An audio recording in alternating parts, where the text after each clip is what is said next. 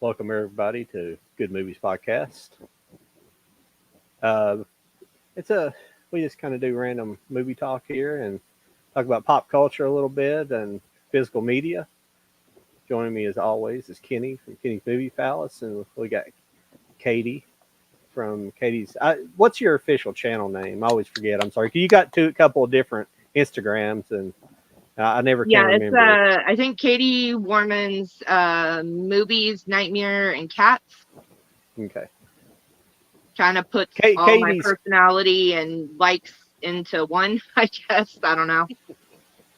Katie's usually one of our normals, regular people on here. Normal people, yeah, regular people on here, and she's in and out sometimes, and we kind of have a somewhat a revolving cast here and there. But this week we have Katie, and hopefully we'll be joined by Mr. Dan later, and hopefully Jody or one of our other regulars. Yeah, sorry I missed the last Summertime's couple busy. of shows. Things kind of got mixed up for me, so I apologize about that. It's okay. Glad you're here today. If I had to change my name to my likes, it would be Kenny's Pepsi and Pizza Palace. That works. Well, because my channel was just Katie Warman, so I was like, well, I want to put a little bit of personality on it, not just my name. So it's just kind of what I came up with. Add a little dash to it. Yeah. Well, eventually, if I can ever get my new channel started at Super Movie Fun Yes, I finally decided to make a channel with actual movie in the title instead of something that sounds like a political channel.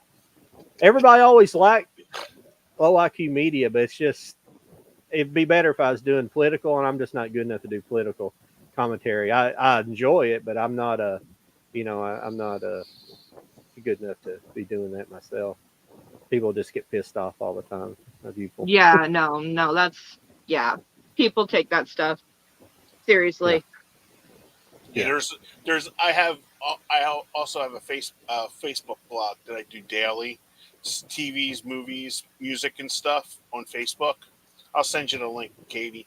And I always put this thing. Remember when you used to go to the video stores and you used to go with your sibling, your parents, or whatever like that, and your mom would say, "All right, boys, you each get one." Each get one. Because my brother would get one, I would get one, and my mom would pick one out. Okay, so it was like we could take 3 home. Okay, so there was always that decision, and like I always put the video store, and like I had so many hateful comments today on today's post because I put Die Hard 2 or Green Mile.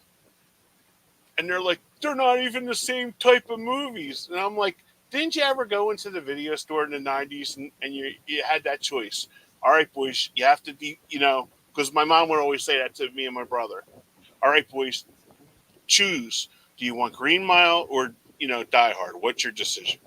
Yeah. And people were just like writing hate stuff. It's like mine's like stupid stuff. I like post like biggest cheeseburgers or like, do you like tuna melt or egg salad sandwiches? It's like it's like the stupidest page that you could do. But like people were getting like mad at me because I had those both like as a choice. I'm thinking to myself, it's fun, That's crazy. Yeah, because I mean, if you only have one choice, you're going to go through probably each genre and see like which one you want to watch at that moment in time. Because exactly, you're in different moods at different times, so you're going to want to pick what you want. Like I'm not always in the mood for horror, just like I'm not always in the mood for a comedy or a sad movie. You got to be in the mood for a certain kind of movie. So I get that. Yeah. I don't know why people would get mad. I mean, yeah, they're not the same genre, but if those are your choices, you're going to pick what you're in the mood for. So of course. It's like sometimes you feel like a goofy comedy, and sometimes you feel like, grab the tissues, honey. I'm going to be crying at this movie. You know what I mean? Yeah. So it's like, yeah, exactly. So I don't understand people's rationale for things, Maybe they're just younger people, and they don't understand the video store decision-making process or something. I don't know. Yeah, you think about that, because when did video stores go away? 2004-ish? And then there was Redbox? They began to go away then, yeah. Okay, well, Yeah. just think about that. That's 20 years. So that's a whole generation that didn't experience video stores like we all did. Yeah, I know. That's really crazy to think about. Ain't that nuts? Yeah, that's really sad too, because it's just, yeah, like they That's didn't why. get to go out and just experience like just seeing all the covers and just having that family time of actually sitting down and watching a movie together. Now everybody's just in their own rooms, watching their own thing on their own devices. Like yeah, it's really sad.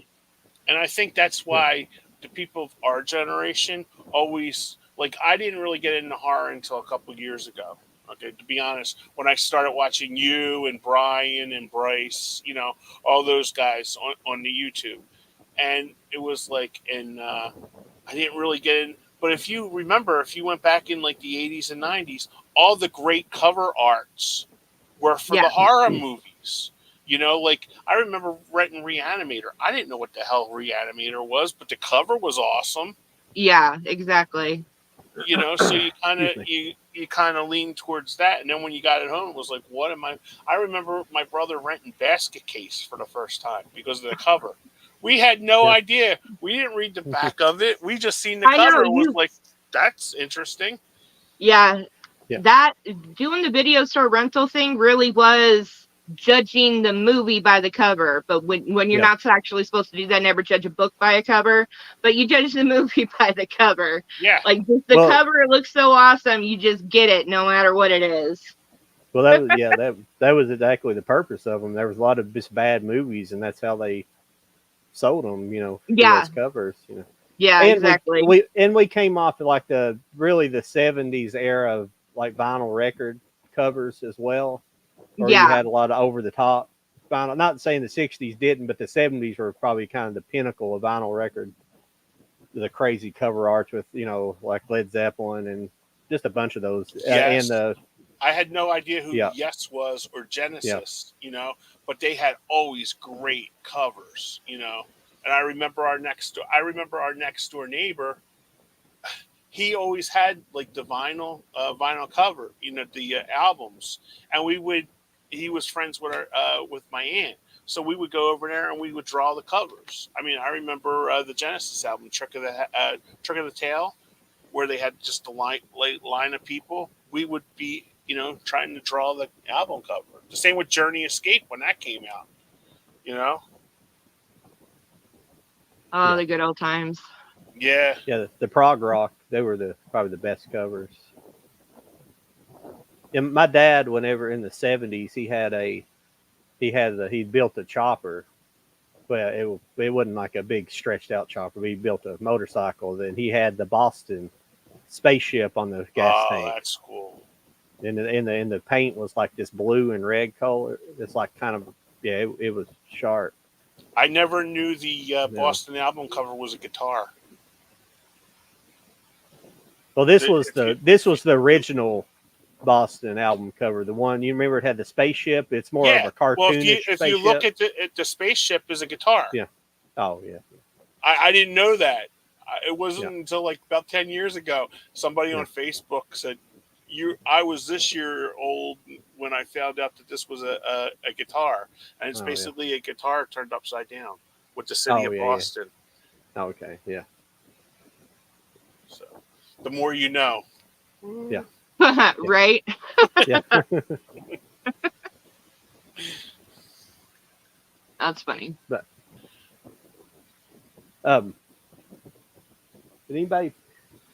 I picked up the Twister 4K Oh, this nice. week, and I Is was that the steelbook? it. No, this is just a regular 4K Oh, okay. release. Yeah, it's just a regular slip cover. And everything.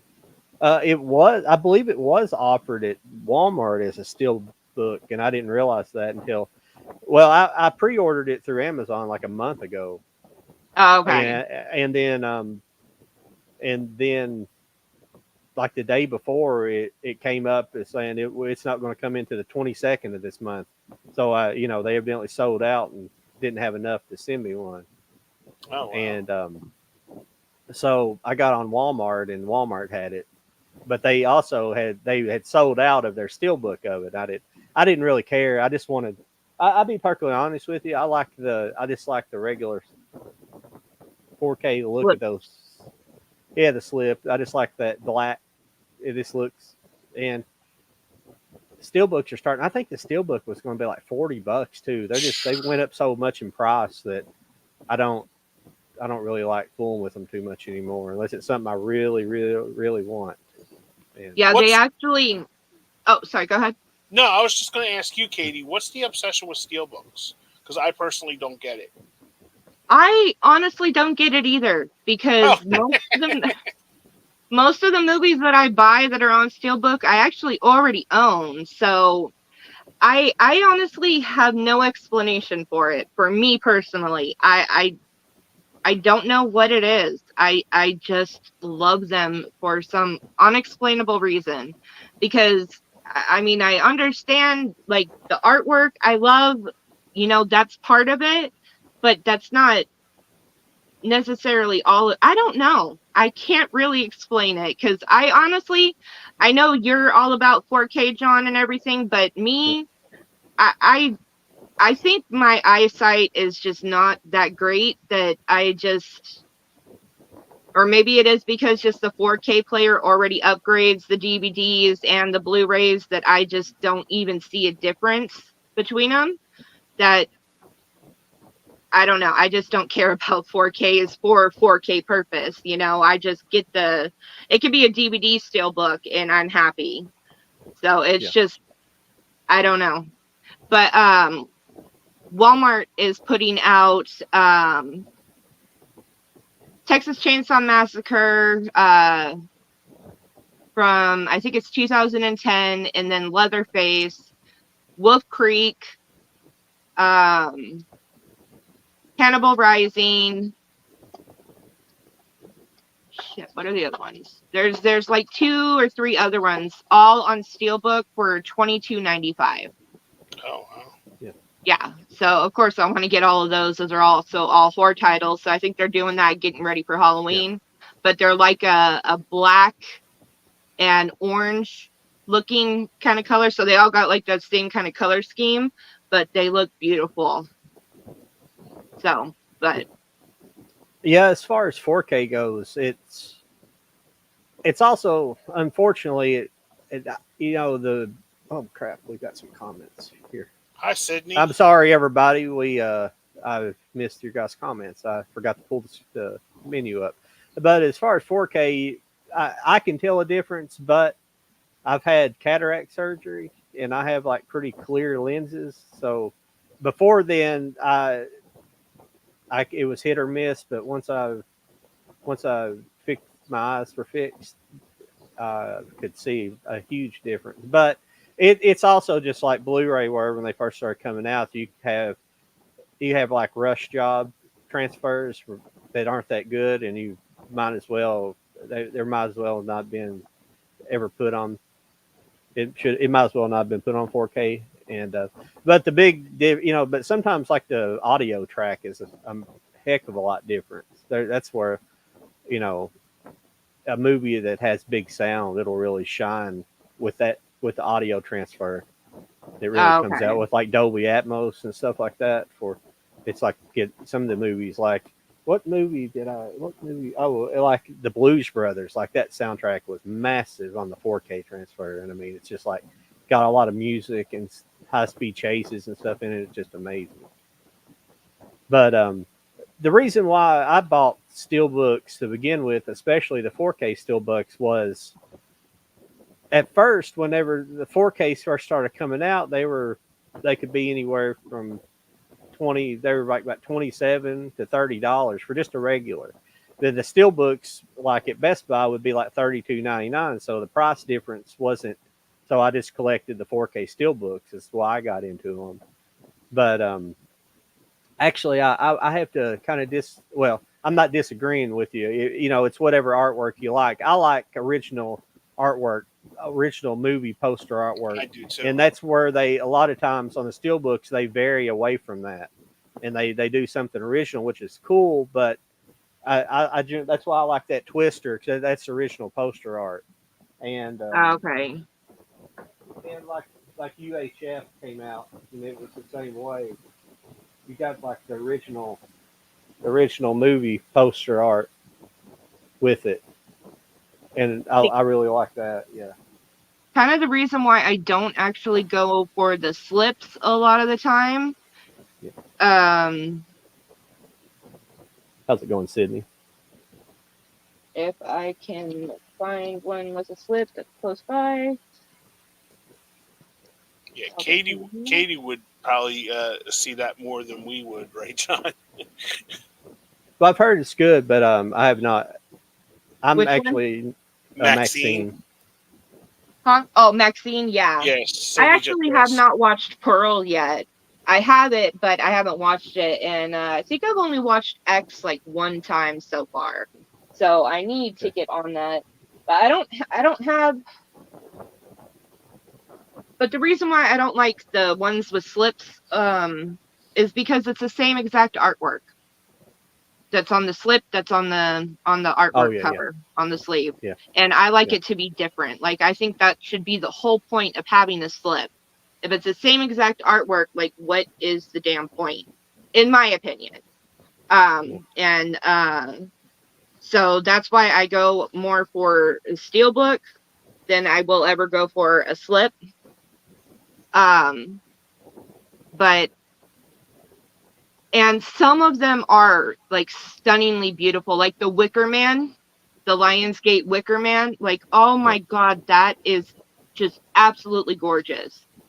And then especially like the Lionsgate one, because they actually do have the slip with them. And then when you remove the slip, it's like a totally different picture underneath. Like, I love that. So for those ones, that's specifically like has to deal with the art.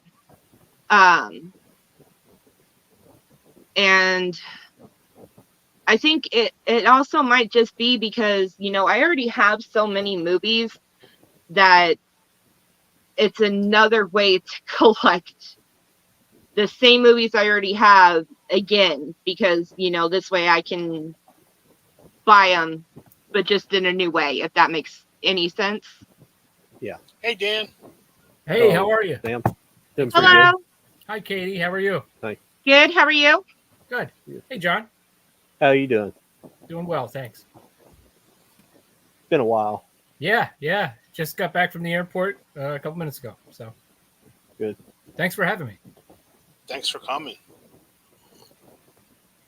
Yeah, we're just discussing like steelbooks.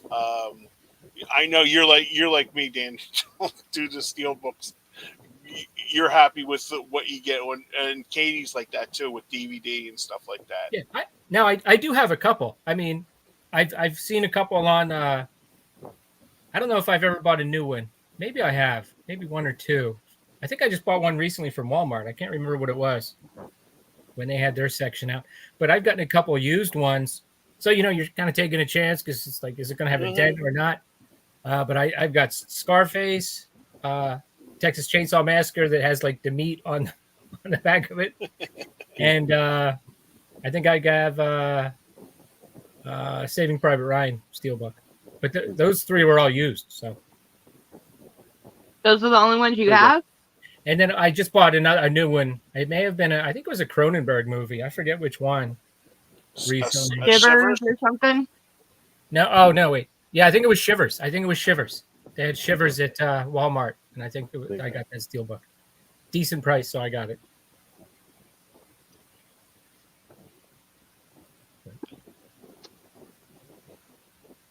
I just watched Sydney. one. I just watched one that is Sydney today. That's on Tubi, not a sponsor. It's called 45 with Mila Jovovich. Oh, yep, I have that. I haven't seen it yet, but I have it. I know. I seen your haul on getting it, your pickups from it, and I was like, okay, because as soon as I watch somebody's videos, like if I watch Mr. Dan's videos, especially Kung Fu Theater, which he's kicking ass on, I love that the Kung Fu Theater. So I'll go right on Tubi, I'll go right on the YouTube to see if I can find it and watch it. So it's like, boom, instantly, because a lot of them are hard to get. Like Dan has to go through MVD, all these like boutique places to get the kung fu movies. So it's like I don't care if it's a crappy copy. I just want to watch it, And it's No, like that I've enjoyed it. But that 45, it's on Tubi. Let me tell you, it's very adult. I'm not going to beat around the bush. There's a lot of harsh language in it. There's a lot of nudity in it. But Mila Jovovich is great in that movie. And I can't believe it's, I think, from 2011. I never even heard of it before. It's really good. Yeah, my boyfriend's the one who said that that's a really good movie, so that's why we got it. But like I said, like probably over half of my collection I have not actually seen yet, so I've got plenty to catch up on. Movie for me, I would say is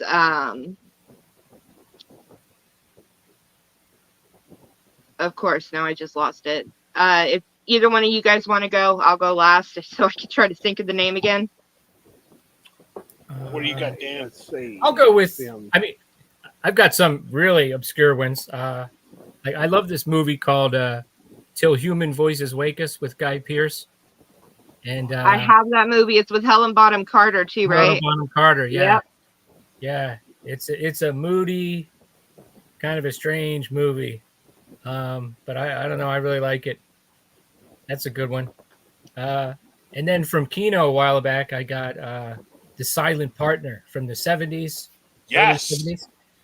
Elliot Gould. Elliot Gould and Christopher Plummer. It's a great movie. I've never seen anyone give that a bad review. Anyone that's gotten that and watched it has given it like a great review. I just picked that up in my last Kino, and it's an early John Candy movie too. Yeah. Because John Candy plays one of the tellers in there. Yeah. I was like, I kept on looking at it. I'm like, is that John Candy? I said, there's no way in hell that could be John Candy. Well, 1979.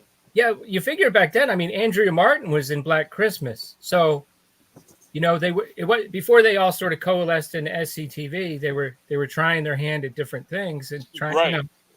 And then, of course, after SCTV, it was mostly like, hey, let's put them in comedies because they were funny. But yeah, that's like when you watch God Told Me To, and you see Andy Kaufman in there playing a cop, and it's like, what? Wow. It's like, what? Andy Kaufman? It's not like a funny role or anything. He's just a random cop in a parade in that movie. It's really pretty weird. That's why I like watching those old cop shows from like the 70s and stuff. You'll see like cops, and you'll go, oh, there's Robert Urich. Yeah. Or, where they were just, young actors trying to get a role, Yep. How about you, John? They always ask questions. It's hard for me to answer because a third of my movies are stuff like that, and trying to pin down one that is really amazing. I have no idea. I don't know. Like I was thinking, what comes to my head, like Two-Lane Blacktop or something like that. Okay. Never heard of that one. Yeah, that's crap. The director. What's the director that did that? Well, it's a car movie essentially, but it's got Dennis Wilson. Let me grab it here so you guys can see it. But I never heard of that before. Steve, my memory goes to shit when I get on here. That always happens to me. Yeah. Yeah. Did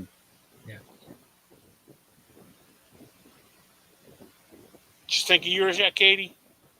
Yeah, I can't actually remember the title right now. It's something like I'm Not the Serial Killer or something like that. It's on Shudder. I don't actually own a physical copy, although I want to. And I can't remember the actual main guy's name, but it has Christopher Lloyd in it. And it's a crazy ass movie that I don't ever hear anyone talk about. But that one is highly underrated in my opinion. Because like I said, I haven't heard anyone ever mention it. But it is very well done. And I just think that movie is great. It's got some twists in it that I would never have saw coming, and I just think it's awesome. Sorry, that movie I was talking about has Monty Hellman directed it, and I'm not good at synopsis, so I'll just read it. It's like wild drag racing through the American Southwest, and it's a 1955 Chevrolet drag car. But James Taylor's the driver, and Dennis Wilson's the mechanic. It also has Warren Oates, Harry Dean Stanton's in it.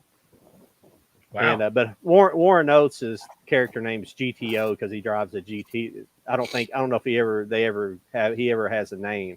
I don't know if anybody actually has a name. Is that the singer James Taylor? Yes. Wow. Yeah. And Laurie Bird, it's the girl they pick up, but they basically bet pink slips who can win the race across country, and they against James Taylor and Warren Oates. But Warren Oates is clearly like crazy. He keeps talking. Like every time he stops and picks up hitchhikers all the time. Like Harry Dean Stanton's the hitchhiker he picks up, and he always says the same story, but it's a different variation. But it's always he used to be a fighter pilot or something, and now he's driving this car across country for General Motors or something like that. It's always some bullcrap story he's telling them, but he's clearly off in the head. And but Harry Dean Stanton actually plays he actually comes on to him, and he's like it's a weird character. It's not some weird. It's some weird stuff, but it's a really good movie. Yeah, I sounds like something I have to see. You haven't seen Two Lane Blacktop? No, it's one of those. Really? You know, I've never seen Vanishing Point either. So that one's good too. I was thinking of that as well. Yeah, but then I've seen some really obscure car movies. Like I'm doing my checklist wrong. Like Crash, which is a full moon movie about a possessed car. Like that shit crazy. And I'm actually looking right now for one. I saw a made-for-TV movie with Martin Sheen, Nick Nolte, and Vic Morrow. I'll get it in a second here. But anyway, whatever that was pretty good. He had like it's called California Kid. California Kid. That was the name of the car, which was some like a 32 Ford or something. This is in the 70s, so it was old, but it wasn't like that old, and it was all souped up. And Vic Morrow runs this guy off the road in the beginning, who's played by Joe Estevez. So I wonder who. Oh wow! I wonder what relation of the Martin Sheen character he's going to be. But anyway, so then Martin Sheen comes into town with this car, and he kind of like instigates the sheriff, and it was just it was a made-for-TV movie, but it was like really good. Never heard of it. Sounds good though. Yeah, I mean, I've got books on made-for-TV movies, and I had never heard of it. It just popped up, and I was probably because I watched another car movie. So then YouTube was like, "Here you go." So I watched. But I just saw a couple about a month ago. I got to see Dirty Mary, Crazy Larry in the theater. Yeah, my son and I saw that in the theater. That's cool. That's one I was thinking about when you were saying other obscure. That's a good one. I got that the double feature that Shout Factory put out. Yeah, they said it was going out of print with Race with the Devil. Race, yeah. Peter Fonda's in both of them, so I made sure I got that. I love both of those movies. That's a strange one. That's a Race with the Devil. Speaking of Warren Oates, that is a weird one. Was that supposed to be like a Warren Oates double feature or something? I don't know. Well, I guess I don't know. Yeah, well, Peter Fonda's in both, but Warren Oates is only in Race with the Devil.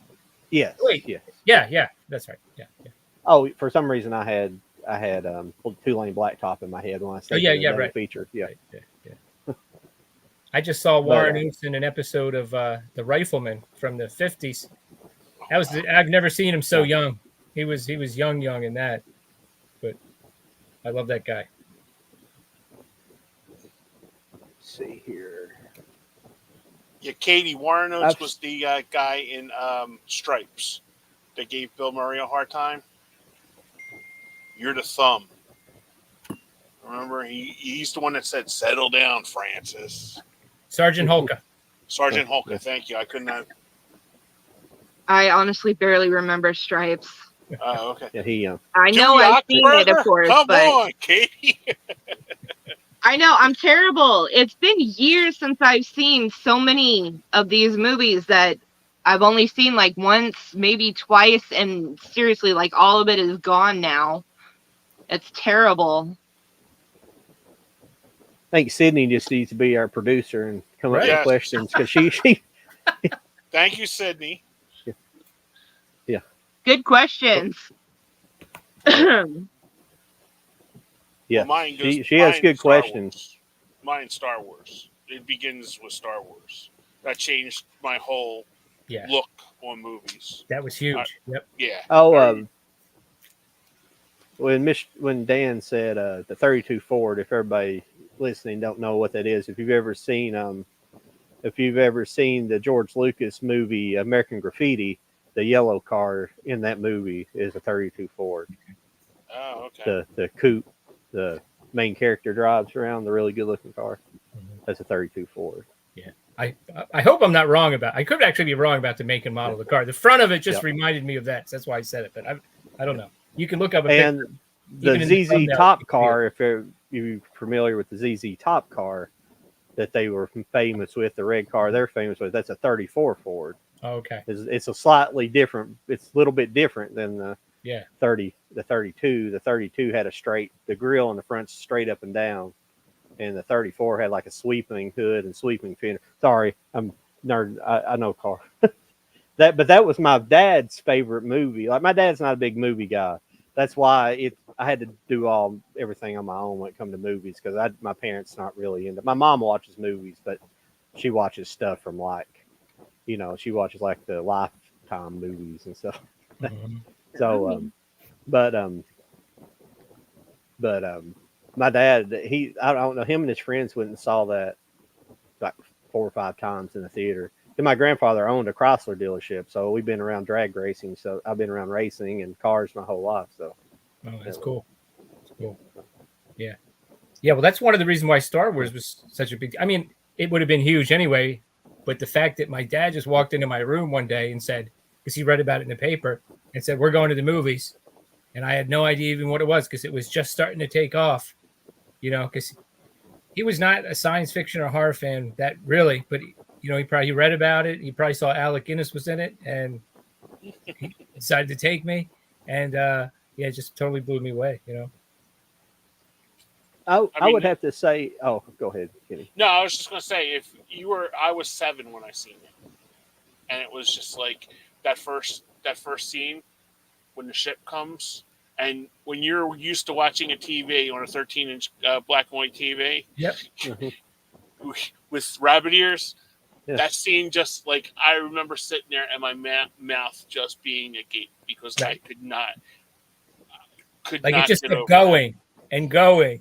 Yeah, and it just like I kept on moving, and then it's just like, and then you've never seen, like, being 7, you never see like a bad guy like that. You never see a badass like Darth Vader come in. Like he snaps somebody's neck, It's in the first 5 minutes. Yeah, and it's just like, okay, I'm in. I think I seen that 9 times that summer. I think for me, since I wasn't like the first generation. I was born in '78, so I missed Star Wars, in the theater. You missed really all of them, because they were all released before I was really able to comprehend stuff. So for me, though, it was probably Back to the Future. Okay. Or Explorers. I really loved Explorers as a kid, because it was kind of an adventure movies, which we don't see any. No, at all. We don't see them at all anymore. Right. Stuff like that. Probably the last one really made was what was the baseball movie? The Sandlot. That I can really remember. I'm sure they made that one kind of dirty one a couple of years ago with the kids that was like the foul mouth. Oh yeah, I can't remember. Guys. Yeah, you remember that? Yeah. Good Boys or something. But then there was Good Boys. Yeah, I think there was one on Shudder. Like, what was it called? Like the Summer of '84. It was set in the '80s, and it's about 3 kids that think their neighbor, who's a police officer, is a serial killer. Oh. And it's like an homage to those type of movies. But it was and of course nobody believes them, but how it goes. And it got a little darker than I thought at the end, but. He was a serial killer. Yeah, I feel like I've seen that. Yeah. You know what? it's the kind of movie like until we were talking about this topic, I probably hadn't thought about it since I watched it, but it was okay, you know. Sydney recommends Murder in the First. Oh, I just literally picked that up on me and Katie are big Whatnot people, Mr. Dan. And, I got to get into that. Yep. Man, I'm telling you, I'll privately tell you, like, the two guys that we go to, and you're a DVD person like me and Katie, so it's like this guy sells them $1 a piece, and a lot of them are hard to find stuff. Like, you'll appreciate this one, Dan. Less Than Zero. Oh, You can't find this anymore, and I got it for $1. Yeah, that's awesome. So I was happy to get that, because that's one that I remember. I was telling the kids, I graduated high school, and the movie came out that week, and we everybody in our class, there was 14 of us. We went to see it that week, and it was just like that weekend, and it was just like, wow, you know. They had the Bangles on the soundtrack, right? Oh, that soundtrack is great. Going back to LL Cool J and going back to Cali. Yeah. I picked this up during the Criterion sale. It's sometimes I like to go in there and just randomly pick up stuff that looks interesting. And the reason that this movie caught my eyes because I've seen another movie by the director. It's called Chop Shop. Never heard of that. And let's see here. I pulled it up so I can't read that small text on here. Is it about butchers? No, it's Chop Shop's what they do to cars. I was teasing. The chop cars. But the movie's not really about that. It's about like the kid in there. He's probably I don't know. He's probably like 11 or 12 years old, and that's his sister, the other girl, and they're essentially homeless, but they don't really address that. But at first he's just, he's doing odd jobs, anything to make money on the street. And he's looking for his sister. She's ran off somewheres, and he keeps calling places trying to find her. And she eventually comes back, and by this time in the movie, which is like 10 minutes into the movie, he's working at a chop shop, and the guy's letting him live in the shop. He has like a room in there, and so they both live there. And it's really, there's no plot in this guy's movies. The other movie he did, I had to pull it. It's called Man Push Cart, and his movies take place in New York. They're all New York based movies, and the guy is Ramin Barani. I don't know if he's I can't remember if he's Pakistani or Indian. But they're just kind of the day in the life of a person type movies, not really a solid plot. But in Chop Shop, the kid is, it's just him trying to save up money. He wants to buy this like food truck, and he wants his sister to drive it because she's old enough. I don't know, she's probably 18. We don't really know her. There's no really age given. And she keeps bringing him money, and he slowly realizes, and he finally finds out that she's prostituting herself to make this money. And it's like the actor's really good because he goes from this kind of more like a kid, and you see him playing around till he kind of becomes more serious and angered at the fact that his sister's doing this because he ends up buying this food truck, but it's just a con job. He pays too much money for it, but he's got all these people around him, the adults around him, and it's just an interesting movie because the shop takes place. It looks I'm not real familiar with New York as far as the boroughs and stuff. It looks like it's probably like Brooklyn or someplace because it's across from Manhattan. Because where's one of the baseball stadiums in New York, like the Mets? Where do they play at? They play in Brooklyn or Flushing Meadow, New York. Flushing. It might be there because the road that he's working on is like right behind the stadium, because there's one scene where him and one of his friends, they go across the highway and they're like watching the game through like a back fence area for free. And like, it could also be the Yankees too, because they're in the Bronx. And if It might, yeah. I like I'm saying, I don't know. I don't think they really show a team, what team is playing there, but the cinematography is fantastic. Like, and for this type of movie, because it's generally it's for the most part it's like a single cam movie that's kind of following him around, but then it'll pull back on these wonderful wide shots of things, different wide shots of the street and the activity going on. There's one scene at the beginning where there's a plane like coming in for a landing, and it's just a really great shot over that comes across the scene. It's, I don't know, I love great cinematography, and for a small movie, it has really nice cinematography in it. But Man Push Carts is basically a guy working in Manhattan who operates like a canteen type cart, a street corner cart, but he can't afford like a car or something to pull it to the site, so you see him like every morning pulling it by hand to where he's got a where he stores it to and so it's kind of the same type of movie. It's just like a day in the life of some guy, So those are that Chop Shop is really good. I recommend that movie. Sorry, I'm a little long-winded. That's why I need to call my channel Long-Winded Reviews. I do have some longer ones, but I'm also trying to have like some that I keep under 5 minutes. Yeah. Just because it's also helping me sort of get to the point, you know what I mean? And yeah.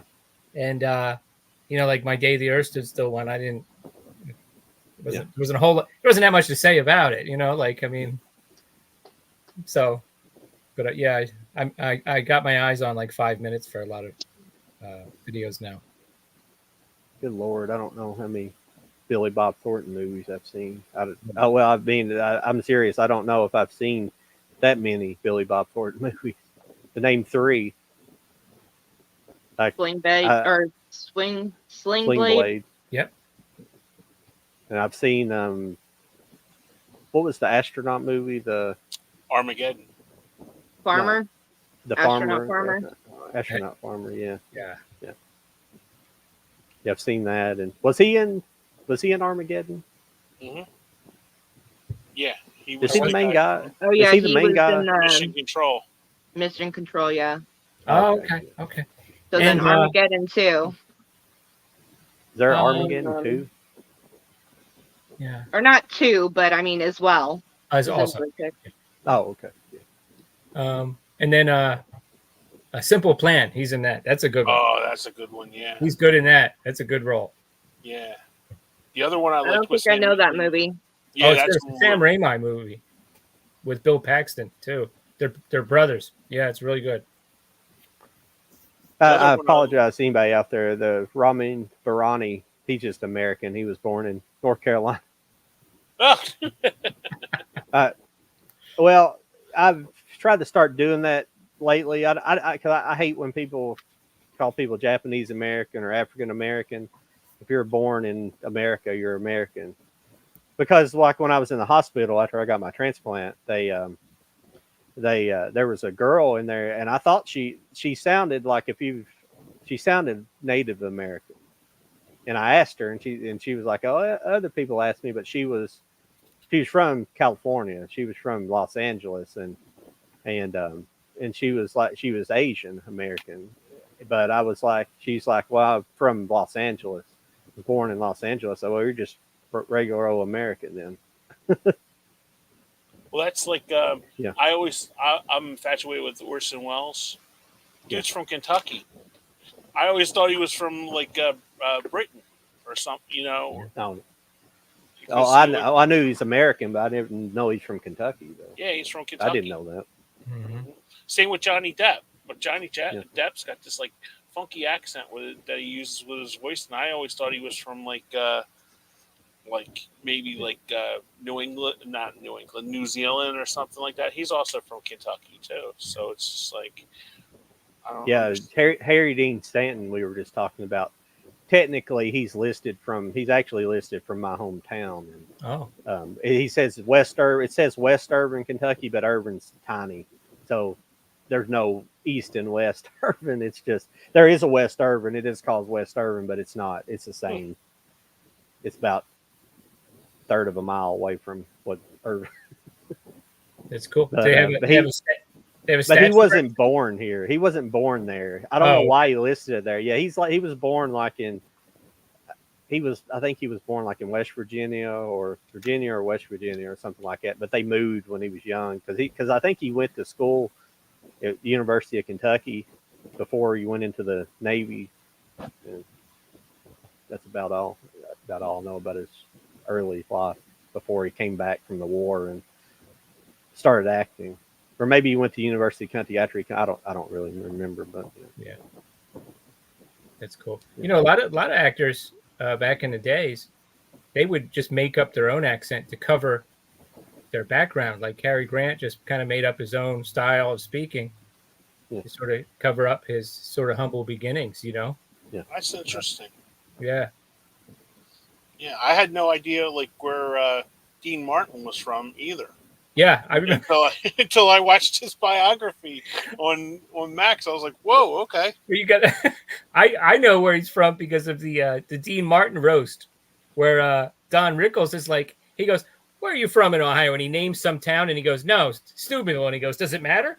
and then he goes, "Steubenville, boop, lunch." Yeah, that's if you haven't seen it, it's on Max. It's like something called The Man, Dean Martin, and it was like I had no idea he was from Ohio. I guess you're ignorant to the fact that when you grow up, these guys are all from California, and they all have the big tans and stuff like that. But that dude came from dirt poor. Yeah, Dean Martin. Yeah, well, a lot of those guys did. I mean that story Kurt Russell tells about Charles Bronson. That's like, that's heartbreaking, isn't it? He didn't have 3 meals a day until he joined the Army in World War II. Can you imagine growing up like that? You never had 3 meals a day until you joined the military. Yeah, if you don't know that story, Kurt Russell worked in a movie with Charles Bronson when he was a young kid, and it was Christmas time, and Kurt Russell gave him a present, and he said, "I never had a Christmas present before." Yeah, Charles Bronson, really? Wow. Yeah. Well, first he took it and he didn't say anything, and it was awkward. And then somebody came and got Kurt Russell, who's 14, and said, Charlie wants to see you in his trailer. So he went to his trailer and he said, "Listen, I apologize." And then he said, I didn't know what to say because it's the first time I ever got a present. No one's ever gave me a present before. It's heartbreaking. Yeah. Wow. He just the way he looks just screams rough life. Yeah. The way he looked. Yeah. He wore it on his face, and unfortunately, yeah. Yeah, the guy we went on, dozens of bombing runs in World War II. I mean, but a lot of those guys did. Even some of the guys that had roles on TV that were kind of like Russell Johnson from Gilligan's Island. Mm-hmm. He went on a lot of bombing missions in World War II. Also, wasn't Hugh Beaumont also? I don't know, but I wouldn't be surprised. Yeah. Yeah. Yeah. But even I like watching movies from the 70s. All the character actors, if they're supposed to be playing like a rough character, that's what they look like. Like, you know what I mean? Like they get a guy that is playing a farmer. He looks like he's been in the sun for 30 years. They all look like so rough, like realistic. Not everybody back then got their teeth fixed, and it looked like they looked like real people. Well, I put this meme out on my Instagram page a couple weeks ago, and it was the ages of like the 70s stars when they were at their height. It was like, I think it was Gene Stapleton, who played Edith Bunker, was 44. Carol O'Connor was 48. When Mr. Roper was on there, he was 53. And I'm thinking to myself, oh my God, I'm older than Mr. Roper. Yeah. You know what I mean? It's just like, that's crazy. Well, that one meme where Paul Rudd, they put Paul Rudd and Wilford Brimley side by side. Yes. They're the same age, and it's like, Well, I mean, that just shows how much easier, you know, we've had it, our generation since World War II, how much easier we've had it because, I mean, especially since Vietnam era, we've had it a much easier. But um, because like being here in Kentucky, especially Eastern Kentucky, you had people had it rough. Even like my mom and stuff like that. They still, and my grandmother too. They still lived out in the country. And you wonder why I have such a country accent because my mom has a thick country accent. So Oh wow. I can't avoid it. And just I live here in Kentucky. But yeah, my mom was pretty poor growing up because like her dad was a drunk, and my grandmother had to get divorced from my grandfather, and she raised them by themselves. Yeah, he would talk about she couldn't wait till my grandmother got home after work with the groceries each week, stuff like that. I mean, they had because she went and worked in factories, but but my mom, they'd make some of their own clothes. I think she made her own like prom dress and stuff like that. Stuff. So, I mean, it's just East, country life is kind of rough, can be rough. I didn't grow up like that. I wasn't like rich or nothing, but my dad grew up a little bit better. My grandfather, he owned businesses and things like that, and different businesses and stuff. So they're more middle class growing up. That's how I grew up, but it was middle class, Kentucky, in Kentucky. So that was probably like lower class in New York and Los Angeles, a big city. It's kind of weird, but yeah, watching those older movies, Grape Giraffe and stuff like that. Oh yeah, well, that's depression. Yeah. That's what I was amazed at when I finally sat down. I had seen parts of Hard Times with Charles Bronson when it used to come on TV. I never watched it all the way through until I got the DVD copy. Boy, I guess Louisiana in the 70s didn't look a whole lot different than it did in the 30s because it really, the location, I mean, you really believed it was in the middle of the Great Depression. All the location shots. Mm-hmm. It's cool.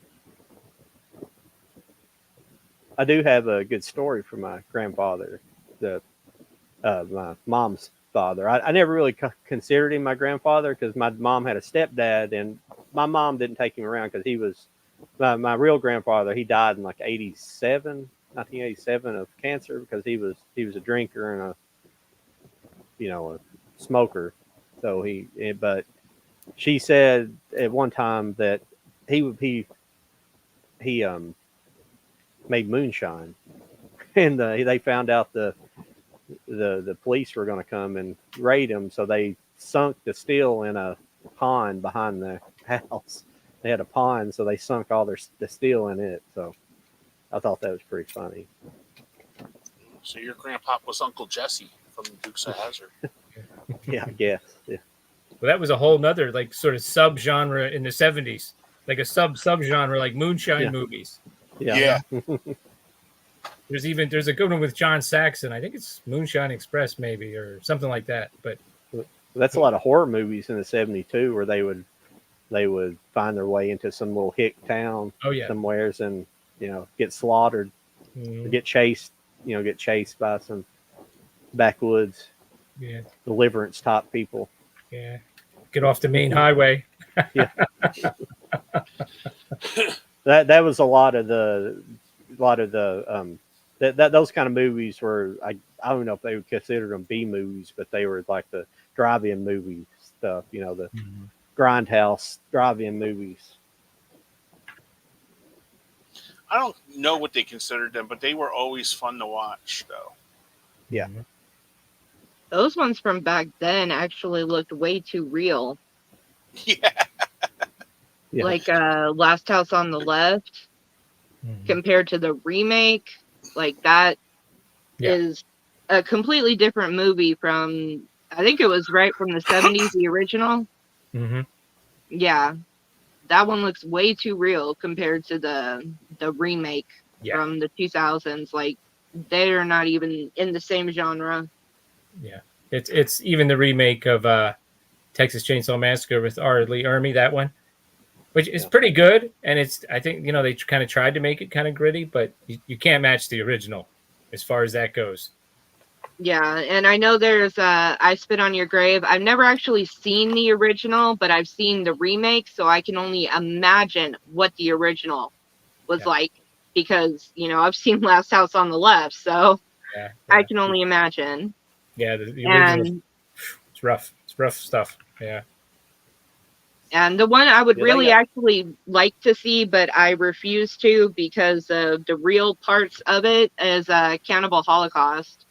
But what they do to the animals in there, I will never watch it. I don't care. That's a wild one. Yeah. I watched that on Last Drive-In with Billy Bob. Yeah. Joe Bob. I always yeah. Bob. He's funny. They do have an animal cruelty free version, but I don't know if it's okay. Yeah, I don't know if that comes with the other one or you can get that separately or not. I don't know. Oh, okay. I didn't know that. Yeah, because it is. What's weird about Cannibal Holocaust, though, it's almost documentary-like. So, that's what it's supposed to be. It's supposed to be a found footage movie. Yeah.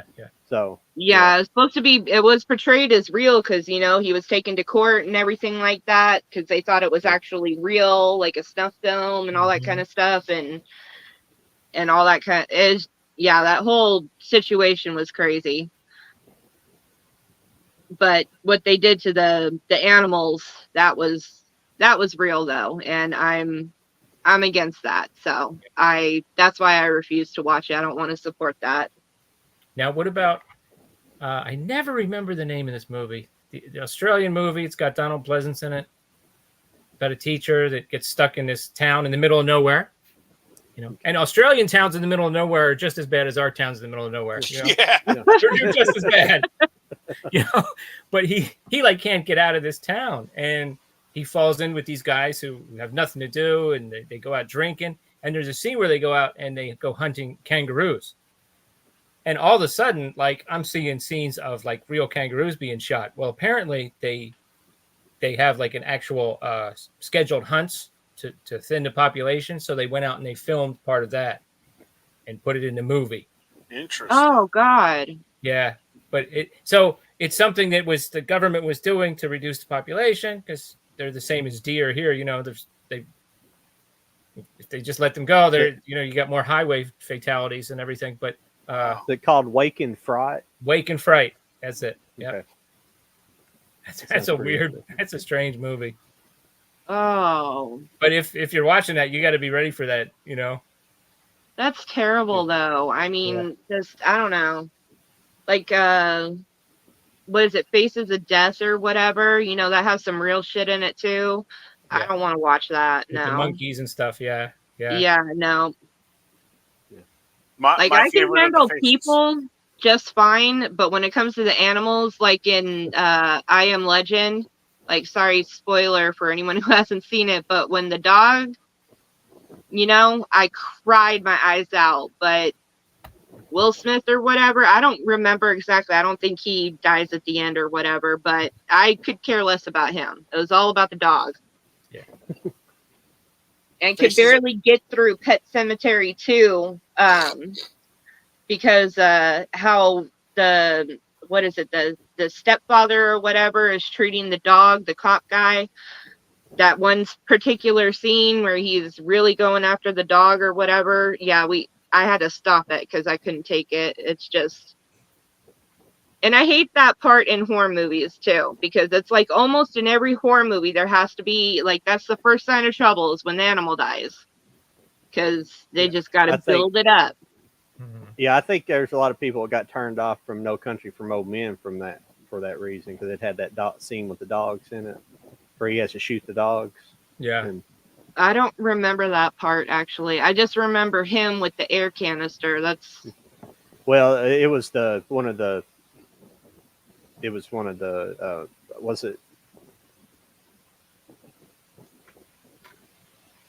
Llewellyn? One of the sheriffs or something? No, it wasn't. It wasn't it was one of the other guys. They were being chased by dogs, and he has to turn around and shoot. They leap at him. He shoots them with a shotgun or something. Yeah. I think that's why it turned on. I had some friends that didn't like the movie, and we suspect they didn't like the movie. Cause I think the movie's a really good movie, but we suspect they didn't like it because they were big dog people. Which I am too. It just that stuff don't affect me. It's like in a survival situation, it's me or whatever after me, especially if it's a bear or something. But I grew up in the rural areas, and we have a little bit different.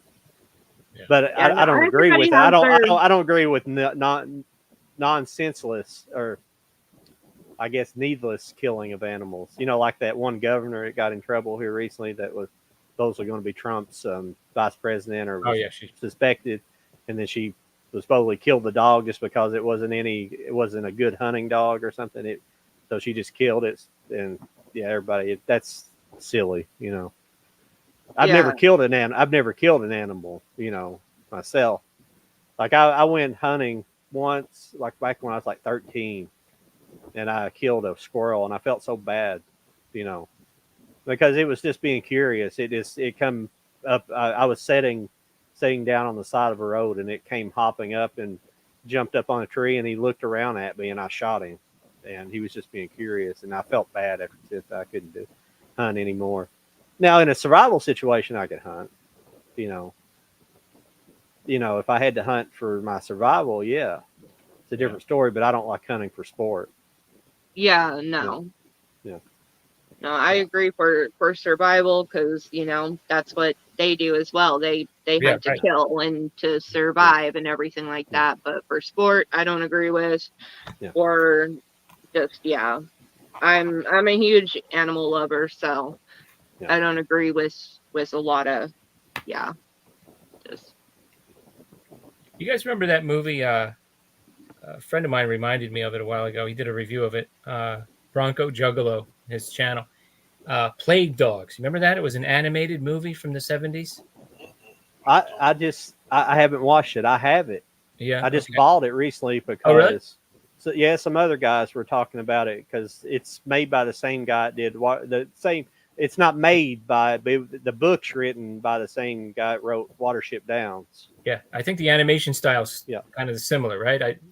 Or maybe that's just because it was around the same time. But it's supposed to be pretty disturbing. What I understand, I haven't got around to watching it. I just bought it a couple weeks ago or a few. I remember my dad had the paperback book, and I asked him about it, and he explained the synopsis, and it was like terrified me. I was like, whoa. What's it called? Plague Dogs? Plague Dogs. Oh, Plague. Yeah, it's about some dogs that have the plague or some type of plague from a laboratory, and they get loose. And I think the book is like told through their point of view. I could be wrong, but yeah, because Watership Downs is told through the animals' point through of the view. rabbits. Yeah. Yeah, I heard that one's also kind of like not necessarily meant for children, even though it's a children's, right? No. Nope. No. I would say that might be like a PG-13 today in today's standards. Okay. So the young kids, no, it's not like, hey, let's watch Little Mermaid and then let's watch Watership Down. You wouldn't, but maybe older teenagers, maybe. But okay, yeah, because I think I just recently got a copy of that because I know like it was showing up at Dollar Tree or something like that, and then somebody was talking about it. Because horror and animation are both my two favorite genres, like they're equal. So I was curious about it. Yeah, Plague Dogs are on Tubi. Oh yeah, okay. Yeah, it's on. Okay. Tubi. I'll probably check that out. And that's one something like that. If I saw a used copy of it, I would grab it. Actually, Dollar Tree would be great, but I haven't seen any movies at any of the Dollar Trees around me in a while. So that really stinks that they got rid of their movies. Yeah. Yeah, I know. It really does. That was my channel for the longest time. Was mostly Dollar Tree stuff. Yeah, I was doing Dollar Tree theater, but I like what my friend, our friend Patrick from Have Cheatable View. Yes. If any movie that he gets that's less than $1, he now calls Dollar Tree theater. So he gets movies from the library sometimes for 10 cents. Yeah. Wow. He does Have Cheatable View. Man, his channel's awesome. He's really good. Yeah. Yeah, he gets a lot of interviews with people Interesting. directors, people, actors, all kinds of crazy stuff. I haven't watched his Yeah. channel actually in a while. I need to go in and say hi to him. Yeah. I don't watch hardly anything movie related anymore unless it's something weird. Like Really? I like Think Tank. I watch those guys when they're talking. Yeah, because I like to keep movies in my own world, like in my, That's So I don't why I like watch. I don't like being I don't like too many opinions coming into anymore into my my world of thinking, at least because I watch at a more leisurely rate anymore. Still buy them at too many, but Yeah. That's like I saw somebody before I came on was asking about Maxine. I saw the first one. What was the first one? X. X. Okay, that's the one I saw. I didn't even see Pearl. You know what? In what, a year, they might all be in one collection together. Yeah. You know? Yeah. So Yeah, I haven't seen Pearl either. I do have it, but I just haven't watched it yet. So, but I'm not. yeah, you're right. That's usually how it goes. It'll be in like one single collection. Just yeah. They'll probably be up by Black Friday because there was one movie that just came out. If it's already coming out in August, August something. Oh, the one with Ryan Reynolds and the imaginary friends, right? Yeah, that's already hit. What's the other one? Mad Max Furiosa. That's already on digital now, and that's coming out on the. That's why I think movie theaters are dead now, because people are just waiting a month or because I'm stunned. I'm absolutely stunned that Inside Out 2 made like over $8.8 billion or something like that, because I figured Disney would just throw it on Disney Plus and that would be it, and I'm stunned. Like, how is Beverly Hills Cop 4 going to make its money back? It cost $150 million. That's crazy. I mean, and then they throw it on Netflix. And apparently it's very good. All of my friends have seen it, but I don't have Netflix. I only got Netflix for the month to watch Godzilla. I haven't watched it yet. But you know what? Like, as long as they keep releasing them, like right as soon as they move, like a couple weeks after they come out of the theater, you keep giving people reasons not to go to the theater. But if you were this studio and everybody else was doing it, what you know what I mean? What would you do? Would you hold it? I don't know. It's a tough question. Well, the thing you also got to factor into it, Kenny, is like even though it was on Netflix, if it cost $150 million to make it, actually, because they put a normal PR campaign on it, or a advertising campaign, right? And the rule of thumb in Hollywood is you double the budget whenever you factor in advertising. Like so $150 million means it's actually $300 million, and that's how they always factor it. So it has to. But the thing is Netflix, there is no profit to be made because the movie's essentially paid for, right? Because the subscriptions pay for it. Theoretically, I don't see how, but I don't understand does, where that. Because they're paying. Yeah. Okay, they paid Eddie Murphy. I don't know how much demand made from the movie. They're betting on doing it for $10. See what happens. So people like what you did for Godzilla, or is that what you saw? Yeah, Godzilla -1. Yeah. What you did, a lot of people do. They'll just get the subscription to see Beverly Hills Cop for a month, and they might make no telling how much from subscribers just doing that. They may make a good chunk of that money back by people just doing that. So I don't know. I don't know how. I don't think anybody really knows. Yeah, and a percentage might keep it for 6 months, but who knows? Yeah. I mean, I've never stopped having it just because I don't watch it a lot, but I occasionally do, and I know it's kind of a waste of money, but I don't know. Yeah, I mean, we all love going to the theaters. Since I've been able to drive, I've been going. That's why getting Twister, the 4K Twister, was Twister throughout the years buying it on whatever physical media. That's why I've enjoyed getting it, because that's one I always remember, because I remember going to the theater. It was one of the first movies I drove to by myself to see in a theater. And I remember the theater I went to, but it's, that's one of those things. I love the theater, but it's something changed after COVID. It just doesn't have the same feeling. Yeah. Yeah, They so much ruined has it. changed since COVID. It's unreal. Yeah. Yeah. What's funny too is even like Kenny said, going from like a 19-inch TV to seeing Star Wars in the theater was amazing. But a lot of those theaters in the 70s compared to now are kind of crappy. Oh, I remember, I thought when they said the Force, I thought they were saying the word forest. I was like, what are they talking about? Because a lot of times you can hear the movie in the next theater coming through the walls. Because what they did was they had one theater, and then they chopped it in half and made two to make more money. And then the third phase was the multiplex. So like the Moorestown Mall had 2 screens for a while, for a long time into the 80s. And the sound, and it wasn't great. It was not an ideal viewing experience. But that was like the Deptford 6. Deptford 6, Dan. Yeah. They always had the speakers on the side of the walls. So it was like if we were watching, say, like Indiana Jones, okay, in this theater, the next movie would have, like, I'll say, scenes from a mall, and you could hear Woody Allen if you sat on the end seat, you know what I mean?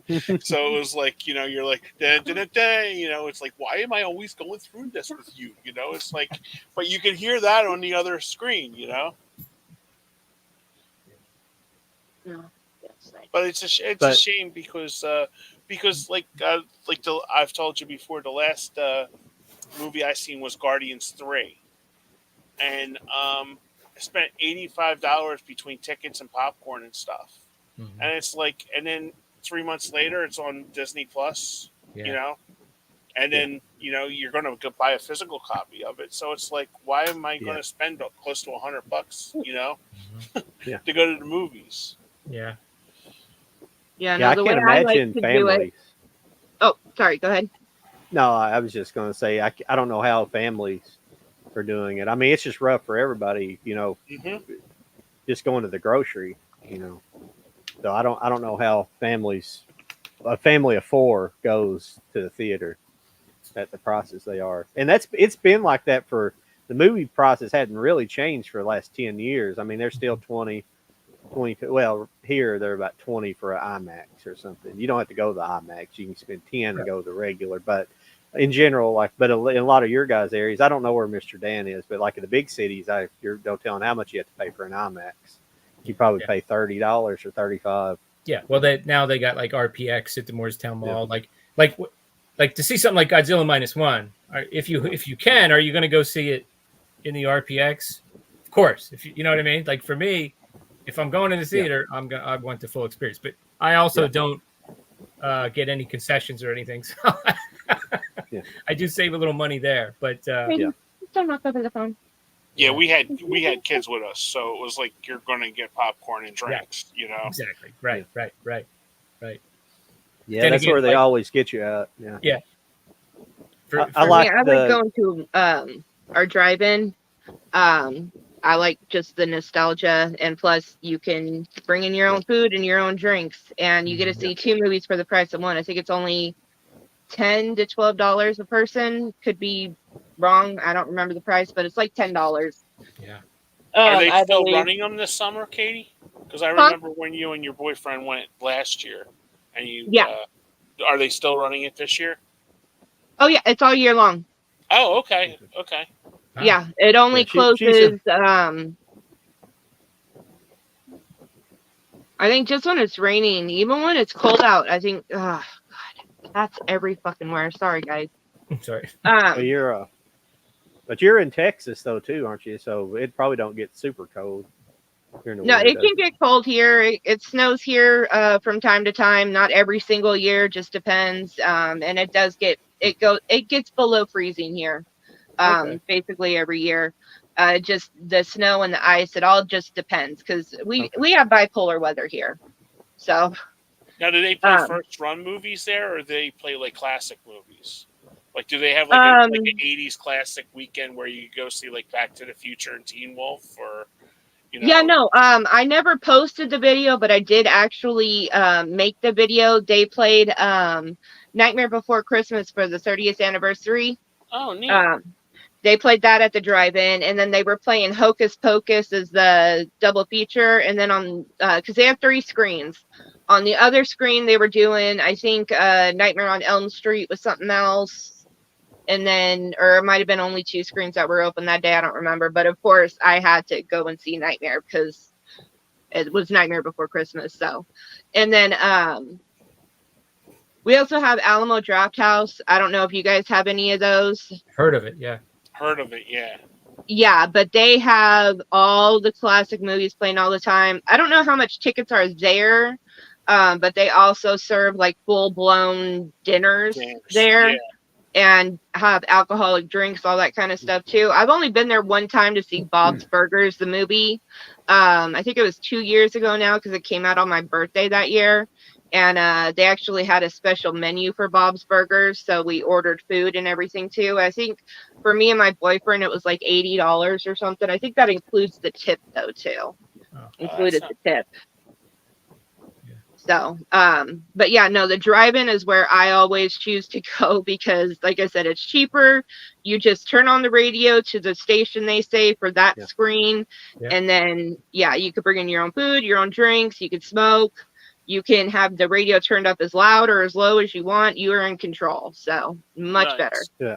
Well, with modern cars too, for the most part, your audio experience is going to be pretty high quality, Right. Yeah. Yeah. It's going to be pretty decent, high fidelity at least. Yeah. Back in the old days, you would get that. You would reach out and pull that mono speaker in your car. Yeah, no, it's not that way anymore. You just turn on it to whatever radio station. But that's when we first went up there. That's how I thought. I didn't know how it was going to be set up. But now you just turn it to whatever radio station that screen is set at. Kenny, did you ever go to the drive-in in Pennsauken? No, the one that I went to was Atco. Oh, Atco. Yeah, wow. The Atco. Yeah, I was in Blackwood, but I had friends that we went to high school with. Oh, Blackwood. Okay, yeah. Yeah, I was in Blackwood, and I went to Camden County VOTAC. Okay. And a lot of my friends were. I know this ain't helping you, Katie or John, but a lot of my friends were in Atco and Palmyra, and stuff like that. So especially on Fridays, Saturday nights, in the mid '80s, they always used to Atco drive-in. We always had at least 8 people in the car. That's awesome. So it's such great memories. What is that? I always forget the name of it. I used to follow their. I still follow their Instagram, but I never see it come up anymore. But it's in Western Pennsylvania. It's it's got a, but they were just running a lot of old stuff. But they. Oh, does it start with a V, like Vandergrift or something like that? No, it's something else. But they a lot of these guys, some of these collectors have went and done videos there. They have like a 4 nights and stuff. They do the typical things, some of these theater, but they were kind of known for doing a lot of older vintage movies and things like that. I think if it's the one I'm thinking of, they would have like Fulci movies and things like that. And I think the idea was you would camp on the grounds too. Yeah, I think it might. But the cool thing, somebody was it was either talking about it or they did a video about it. But they talked about when they left. When they were leaving, they left it on the radio station so they could, because they left while a movie was still playing. They had to leave during the movie, and they left it on the channel, and they listened to it as far as they could till it faded to a radio station. So yeah. Did you guys grow up with? Drive-ins were one thing, but the next best thing sometimes were the budget theaters. Yes. Do you guys have budget theaters? I know Kenny and I did around here. We had Echelon Mall. Echelon Mall had one? Yeah. Well, in Irvine, so I had to just say Irvine. It's Irvine. It's how it's spelled, like Irvine, California. But in Kentucky, everybody pronounces it Irvine. Like it's Robert. ER. It's like it's ERVIN. But it's we had like a single theater. It was just one theater, and it was one of those that had been there since probably the 30s or 40s, and it was like a one screen theater, and they would have the on the marquee outside, or the coming attractions to be, you'd have one what's coming like 3 weeks from now, and then it would rotate every week to one new movie each week. And we had that a lot during when I was younger, because we didn't have multiplexes in urban. Richmond, where I live here now, it doesn't. They didn't. Yeah, they had one 2 screen, and it was like the university, Eastern Kentucky University, but there was a shopping mall across it. It was not an indoor mall, but it was like in the basement of it. But they had a dual theater complex there, and it stayed open until probably the early 2000s. And I used to go there and see like kind of the more indie movies there at the very end. But we didn't have a lot. Even Lexington didn't really have They had some multiplexes that I saw. They had South Park and North Park. They were just shopping centers, but they each had. And I remember in North Park where I saw the Transformers movie when it came out. My parents took me to that.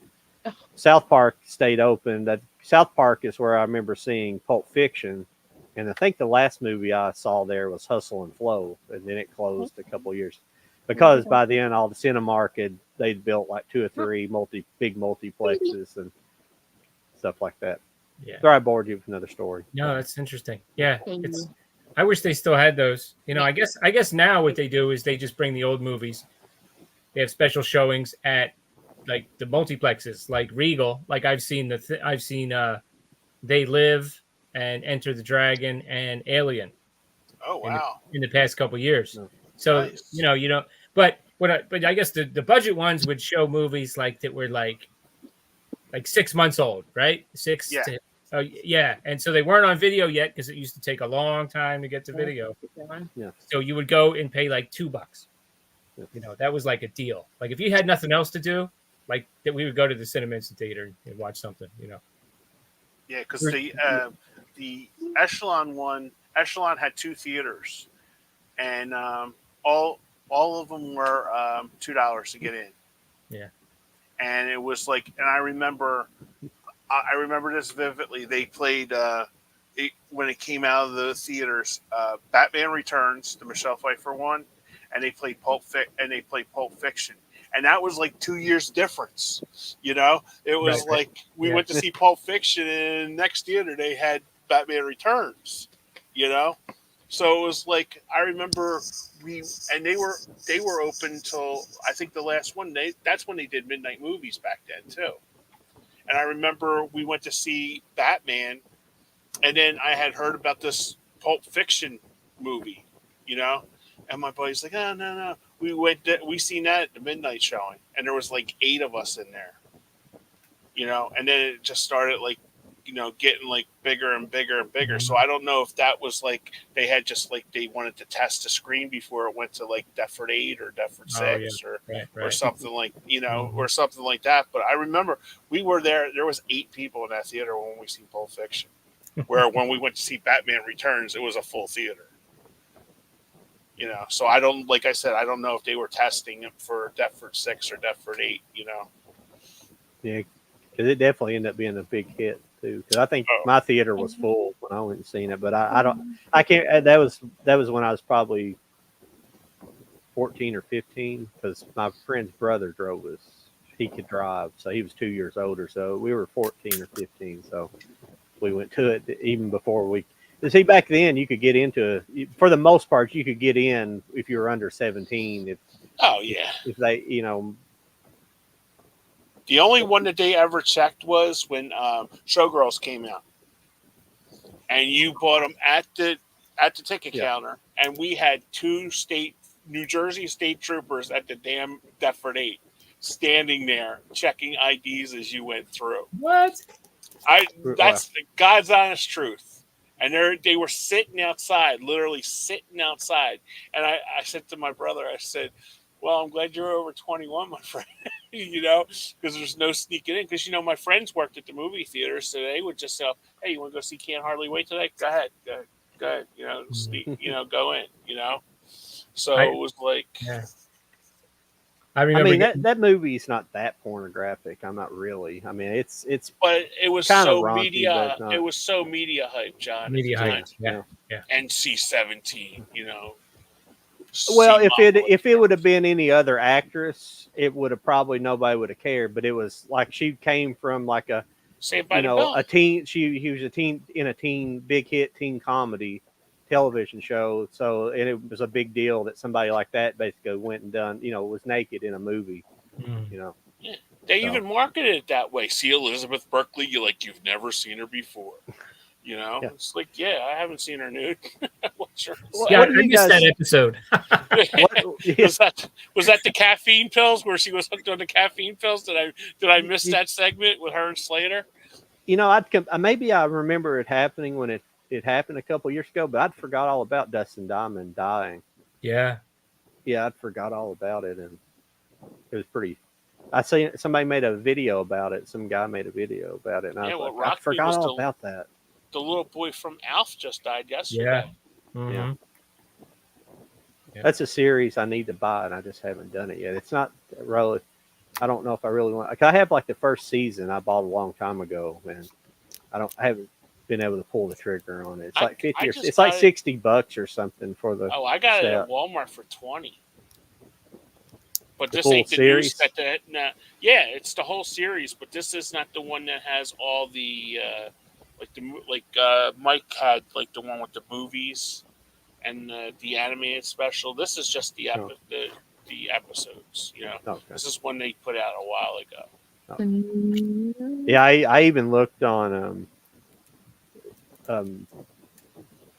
eBay, and it was still the same price as it was on Amazon. A lot of times you can go to eBay and like on those sets, and they'll have it marked down a whole lot. It'll be sometimes 30% or 40%. I've seen them almost half off sometimes to what they're selling them on Amazon. I think that Dukes of Hazzard set that came out several years ago was like that at like Walmart or something. It was like $80, and I went on eBay, and it was like I got it for like 40, and I think some people had actually got it for 30, 35 or something from some seller. Mm-hmm. And I got the whole Kung Fu series from Dark Side Records. It's all used. Yeah, but it still had the plastic on it. So whoever had it never opened it. That's awesome. Wow, you get a lot of good stuff from that Dark Side Records. Yeah, there. Yeah, I got that Battlestar Galactica set too with the side of the head. Yeah, as soon as I saw that, I was like, I'll get to go on there 3 times. What is it?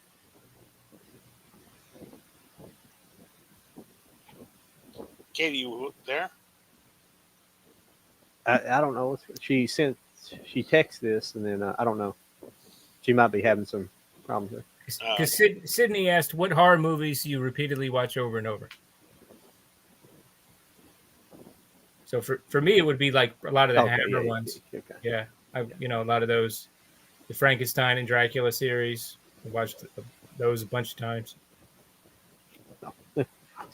Yeah, being new, I watch all the Universal ones, and then Dan's recommended I know what happened. A lot of the Dracula ones. Yeah, I always forget about that. I'm broadcasting on 3 channels, so if any of us comment, it puts it 3 times, like 3 different channels. I don't know why.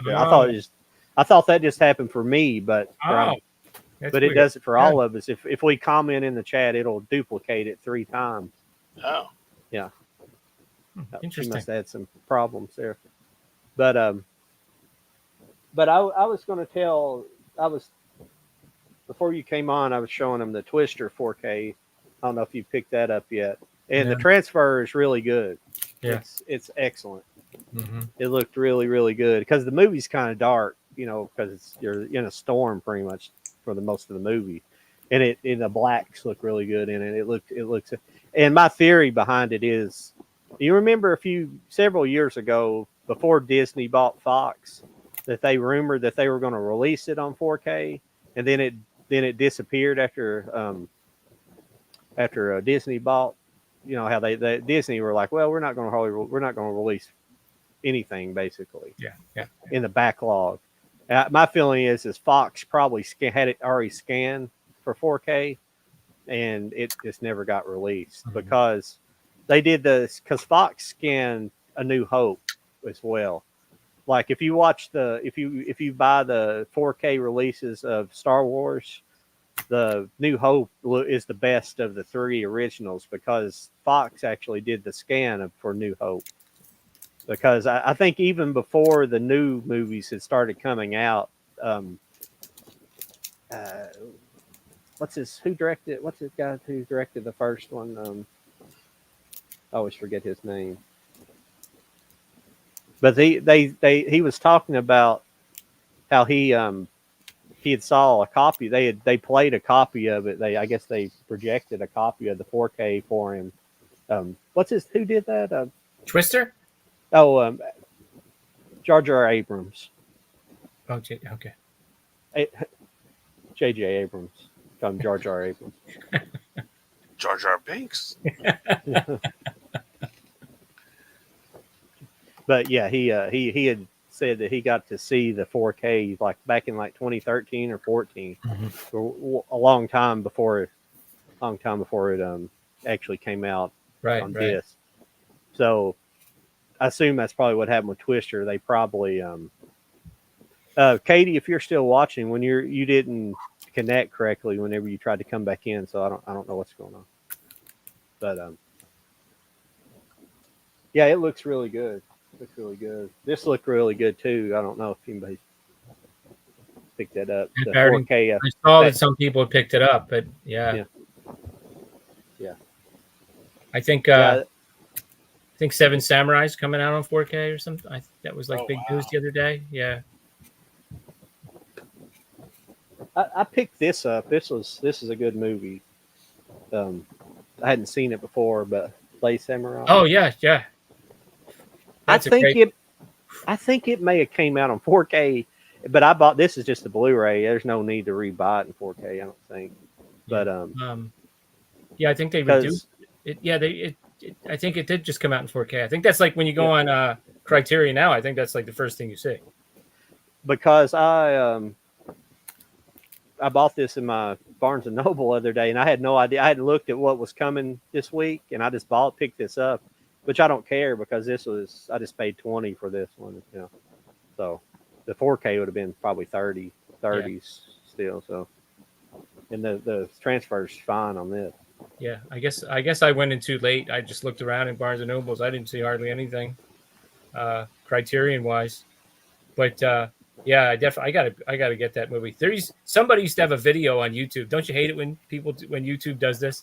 It was up there for a couple of years. The soundtrack is awesome. It was the soundtrack, but they took clips from the movie in, and they really did a good job of editing it in all together. You know what I mean? Mm-hmm. And then all of a sudden it's gone. Video got taken down. Yeah, and I was like, So now you could just see like a still photo and listen to the soundtrack, which I do sometimes. But yeah. But what else? I bought too much here lately. Try to get good deals. Like I was showing Kenny, I hadn't actually seen this movie, but Heartbreakers. I had never seen that movie. That's good. That is a good one. Kenny, where did it come out in the theaters, or was this like Heartbreakers? Yeah, that came out and then it died. But I rented it from Hollywood Video. Yeah, I don't even remember that. Yeah, and especially with her in it, I can't believe it because they both look good in the movie. You know, Sigourney and it's Jennifer Love Dan. Hewitt, if you don't know, it's like a mother and daughter, trying to doing con on Gene Hackman. Mm. So it's pretty funny. There's like one scene where she's on a treadmill. They're like a mother-daughter gold digging team. You know, they search out wealthy men and con them. You know. Sorry, Kenny. No, I think that came out the same time as I remember as Super Size Me. I think that's when I rented it. I rented them both. It was like one of those. Remember, like Blockbuster had like you're guaranteed to have like Jerry Maguire. I think they were guaranteed to have Heartbreakers in. Mm-hmm. You know, I think that was like one of their they tried to, step up to Blockbuster, to get that. And we went there because it was like only about 3 minutes from my house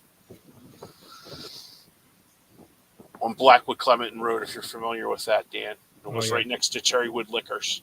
Okay. Yeah, I don't know exactly, but I know about where you mean. Yeah. Yeah. It was literally right across from the, we used to call it the shop right on the hill, because we had one in Laurel Springs and one in Blackwood. And the shop right on the hill was there from like the 70s. And it's literally like on this big, like, steep hill, So that's why everybody calls it the shop right on the hill.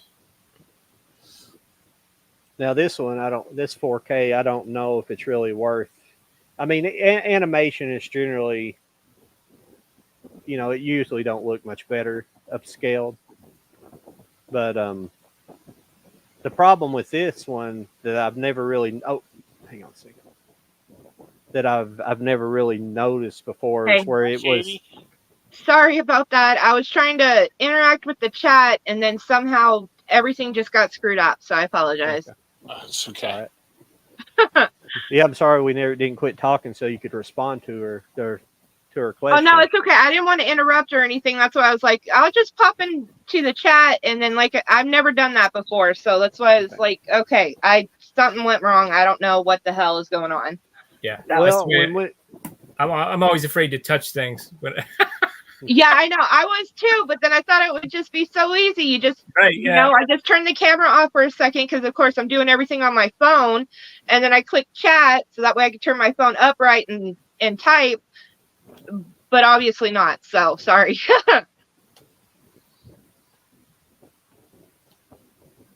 Katie, I did recently buy a steel book. I forgot about it. It's a 4K, but I think it was just 20. I think at Point Break.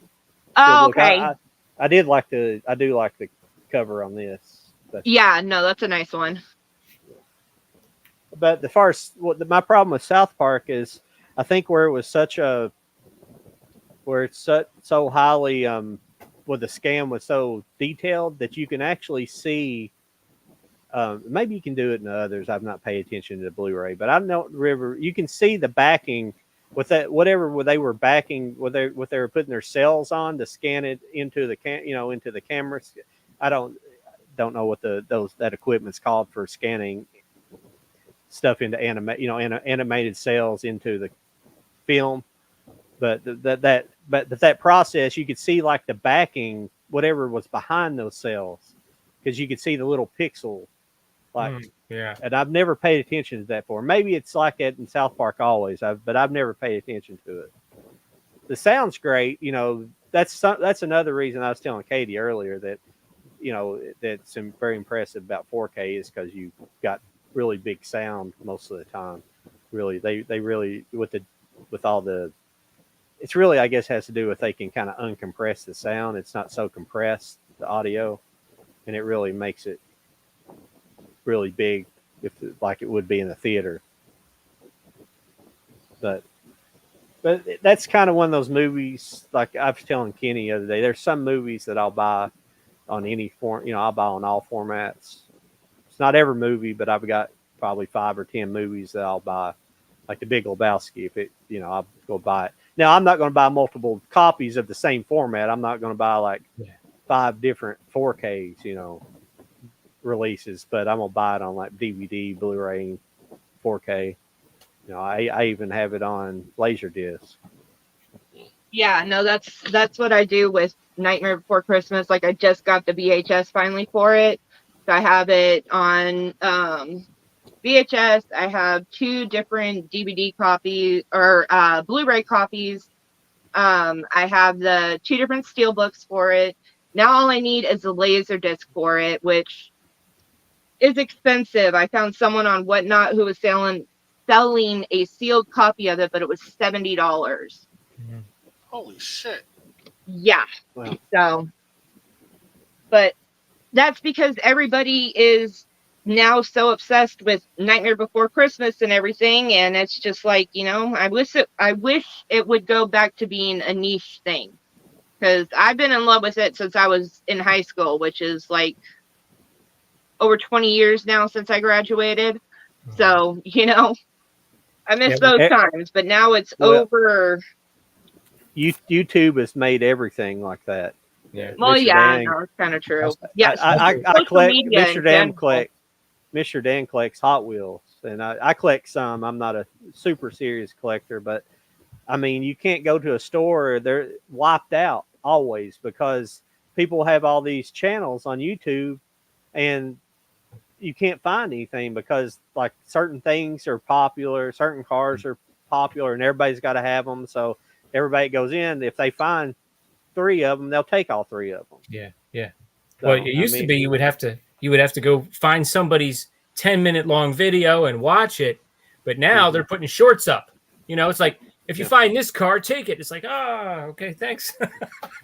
Yeah. That's what they do. But you know what else? Helped Nightmare on Before Christmas explode? It was I think Spirit Halloween. Yeah. That's when that and Killer Clowns from Outer Space, the last couple of years, I mean, they went all out with those movies, No, they really have with Killer Clowns and with Beetlejuice, and now with Mars Attacks. Yeah. There used to never be any merchandise for Mars Attacks. Right. But like over the past couple of years with Spirit, that stuff's been blowing up, and it's just like, it's crazy. It's weird. It's like like every year there's another 20 or 30 or 40-year-old movie they pick and just Yep. Just explodes. Well, I guess some like Killer Clowns. I mean, you do have like 3 different clowns. You've got props. You've got guns. It's what I mean. There's things in the movie, and same with Nightmare Before Christmas and everything. There's a lot of characters, so that helps. I don't think we're ever going to go into Spirit of Halloween and see like a whole bunch of tourist trap stuff.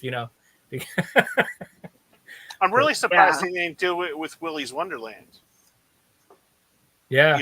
Oh yeah. Because what is it? Five Nights at Freddy's or whatever? How big that blew up. I mean, I've never played the game. I still haven't even watched the movie yet. But Willy's Wonderland, I love that movie. I like that one better. I like Willy's. Yeah, I did too. Yeah. It's just it was what it was, like it was. I didn't you all seen Willy's Wonderland, right? I didn't understand the soda aspect. Yeah, like why was he pounding them? Why was he pounding the sodas all the time? And they always caught him like throwing it into the wastebasket every time. So I was like thinking, okay, it's going to pay off with something coming out of the wastebasket with the with the cans, but it never did. All he did was change his shirt all the time. Right. My headphones disconnected all of a sudden. Okay. For no reason. I didn't lose power on them. They just decided to disconnect. Yeah, I always thought that was going to be like paid off. So I was like thinking there's going to be a Funko pop of the soda, the soda can or something like that, Yeah, I don't know. That was weird. I just found it more enjoyable. I mean, I didn't think Five Nights at Freddy's was bad, but everyone else just was like raving about it when I saw it. Maybe if I watch it again, I'll like it a little more. Maybe that's like one that we'll have to sit and watch again because I enjoyed Willy's Wonderland better. Yeah, I thought it had a kind of better story, but that's one of those things again. Do you think that they were both in pre-production at the same time? Oh, I don't know. Oh, what about Banana Split? I was just gonna say. Yeah, I love that movie so much. I haven't seen it yet. The funny thing is, my older son got obsessed with that show. Like he never saw the show; he just got obsessed with the opening theme song. Because I showed it to him on YouTube once. Yeah, there was in the '90s. Do you guys? I don't know if you remember, but there was a soundtrack that came out in the '90s that they basically got bands of the era that did Saturday morning cartoon.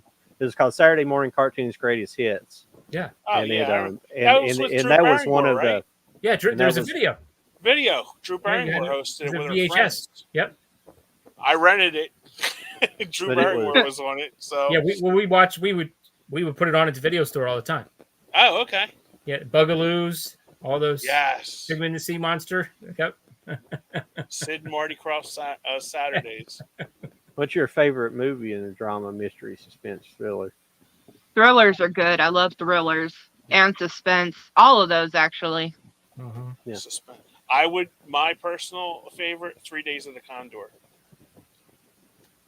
Is what 3 Days on the Moon? No, Condor. 3 Days of the Condor with Robert Redford and Max von Sydow. And Okay. I'm telling you, after you, because I was busted on one of my friends. I said, now you'll know why you want to go out for takeout food after the first 10 minutes of that movie. Yeah, I've never seen that one. I don't think I own that one either. Okay, that's really good. I don't know where I bought it on the last Kino sale. It was like $9.98 or something, like $9.99 or something. But I had Brennan. That was like one of the ones that I had on VHS that I watched like relentlessly. Okay. Good. Yeah, that's one. Like if it came on TV, my dad would watch it. I probably watched it with him at least 2 or 3 times. I remember showing it came on TV when I was in college. Me and my buddy sat there and watched the whole thing. Yeah.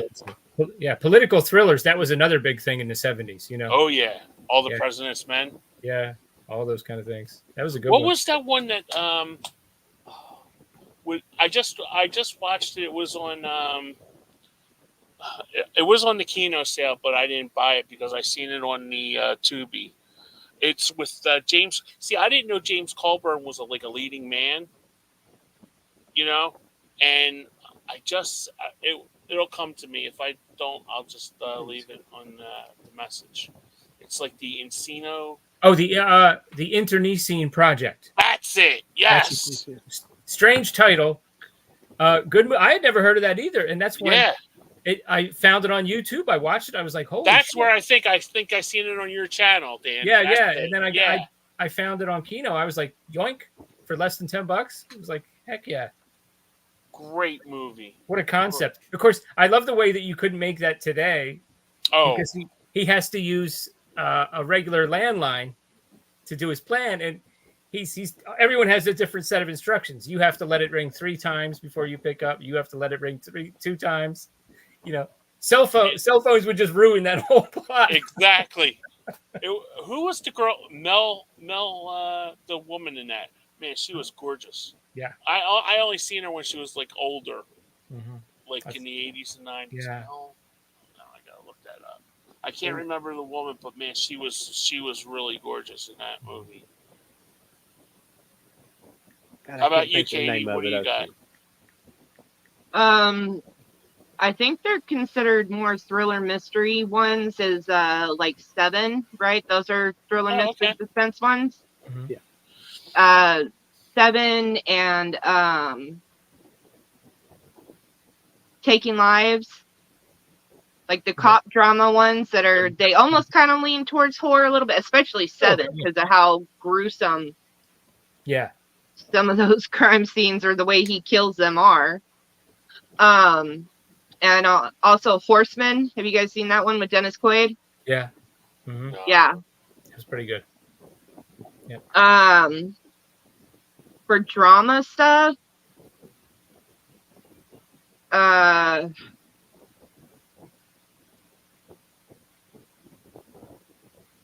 shit. I can't even think right now, honestly, of just like straight up drama ones. Like, would Green Mile and like Shawshank Redemption count as drama? Yeah, I would think so. Yeah, with little fantasy element in one of them anyway. But yeah. Oh, What's Eating Gilbert Grape? Yep. Lee Grant was the woman, by the way. Lee Grant, yeah. Lee Grant. Yeah. Boy, was she a looker back then. Yeah. Now, I got something from Kino. You know, I was looking at Kino. Donald Sutherland just passed. So I saw they had this movie, and I never heard of it. It's called A Man, a Woman, and a Bank. It's about a bank robbery. It looks like it's like kind of a comedy. Donald Sutherland and Brooke Adams. That's right around the time when she was in Invasion of the Body Snatchers. Yeah. The Dead Zone. I always liked her. So I was like, you know what? It wasn't expensive. So I got it. I have no idea. Could be a gem like Silent Partner. I hope so, but I really don't know. Yeah. I had to look the name up. I'm sorry. No, real quick, but it's a JFK assassination movie. It came out in '73, and I'm big, I do a lot of reading in that subject matter, but I never had heard of this one, and it's really good. It's called Executive Action. Has Burt Lancaster in Burt it, Robert Lancaster. Ryan. Mm-hmm. Oh, okay. Yeah, and it was a good one. It takes more of the line that it was kind of set up by, high powered businessmen than more of the government involvement. But there's it kind of there is a government element to it that these businessmen they're talking to people in higher government, but it kind of goes through the training of the assassins and everything, and it's a pretty interesting movie. There's another one too I bought at the same time. It's really good. That it's not a JFK movie, but it's another assassination of a high, like a governor or something. But it's another really good movie. And I can't think. I have it, but I haven't. I can't remember the name of it off the top of my head. Yeah, it seems like Burt Lancaster was in a bunch of those. Yeah. I found this at Dollar Tree. This was one of the better Dollar Tree finds I found. I'd never heard of this. Good movie. Yeah, Burt Lancaster, Elaine Delon, who's in Les Samurai. This was a heck of a movie. Yeah. I mean, it's got that kind of 70s pacing to it a little bit, but I really liked it, You know what? It's funny because since I been on Whatnot, they have like a lot of the older movies, which I kind of lean back and go into. And because I'm not really much into the new, because I don't think Hollywood now is like really putting out anything good. So, Yeah, Nightcrawler is an awesome movie. Thank you, Sydney. Nightcrawler, Yeah, mm-hmm. That's a good movie. Yeah, see, I really want to see that one. I haven't watched it yet. I don't even know if I actually own it yet, but I know Jake Gyllenhaal is a hell of an actor. Yeah, I've never seen that one before. Yeah, Jake Gyllenhaal works for Jake Gyllenhaal, he's kind of I don't know, like what photographer or journalist or something, right? No, he starts out as just that's what he becomes. He becomes essentially a paparazzi. But he becomes somebody. He's not after celebrities. He's like I guess night callers or guys before YouTubers. The YouTubers do it now, but they go out and look for accidents and they look to sell footage to the news channels essentially. Oh, okay. But he didn't. That's not at the beginning of the movie. He's just like he's like seemingly like an autistic guy who's just trying to find work, but he's kind of smart, and he runs upon an accident scene and he sees these guys doing it, and he decides he wants to do that too. So it's like kind of him starting his own business and slowly. And who's the woman in that? Renee Russo. Yeah, Renee Russo. She's like the station, not the station manager. She's like I don't know. She's the person in charge of buying the videos and stuff like that. And so he has a relationship with her. It's a good movie. It's a shame she never became like really class A, because she was great in the remake of Thomas Crown Affair with Pierce Brosnan. I just don't understand why she never got like really big. Yeah. I think she kind of started. She was like in her 30s when she really started, though. So I don't know. Maybe. Oh, wasn't she a fashion model? Yeah, she was in modeling. Yeah, for sure. Yeah. Mr. Brooks is such a great movie. That's a good one. What is his name? Kevin Costner. Kevin Costner. Yeah. Oh God, he does such an amazing job, and I don't know who plays the other side of him. Dane Cook. Who? Dane Cook? Oh, well, Dane Cook. Oh. Yeah. Well, he was the young guy. He was the young guy. No, who plays the other side of Mr. Brooks? Of Kevin Costner. William Hurt. Oh yeah. Okay. Yeah, him. The way they do that, and then his daughter. That was like at the end when she starts to become like him or whatever it was, or has some kind of psychopathy issue too. Like, wow, that whole movie was just greatly done. Never heard of Wind River before. Yeah, that's Is that a Kevin Bacon movie or something like that? No, that's Jeremy Renner and John Bernthal. What am I thinking River of? Wild, I think, is the one you're thinking of with Meryl Streep and Kevin Bacon. That's a good one too. That one, my Meryl dad Streep. actually introduced me to that one. John Barinhall, Yeah, he's one of my favorite actors. He's good. Yeah, he is so good. My uncle got me in watching the series he did with Ian McShane. Oh God, I can't. American Gods. Oh yeah, no, I have, I think all three of them, but I only watched, I think, the first one. But yeah, that was really good. I got really Holy into hell, it. is he awesome in that? And plus, I like him. I like him in Halo too. But he was the best Punisher too. I love that series. And that's like when I saw that he was going to be the Punisher, I was like, oh, he's going to be the Punisher. Like like I wouldn't have never thought of it, but as soon as I saw the first episode, I was like, oh, this works pretty well. You know, like, yeah. I love that because people go Marvel, and I'm like, my nieces are like really into Marvel. They, Marvel can't do any wrong, but I watch. They can do plenty of wrong these days. Okay, well, I'm just saying. Probably as a kid's perspective. I'm just kidding with you, Kenny. Yeah, and I said you guys got to watch the Punisher. So they watched Daredevil and Punisher, and they like those two better. I like the darker ones. Like I like Jessica Jones. Yep. And I really, because of Haley Atwell, I love Agent Carter. Wait, Shane from Walking Dead. Which one does he play? Is it Daredevil or Punisher? Punisher. Punisher? Yeah, John Barry. Okay. Yeah, that's what I thought, but then I was thinking, wait, no, is it Daredevil instead? I couldn't remember. Mm-hmm. What's his name? John Bernthal. Yeah, John JON BERETHAL.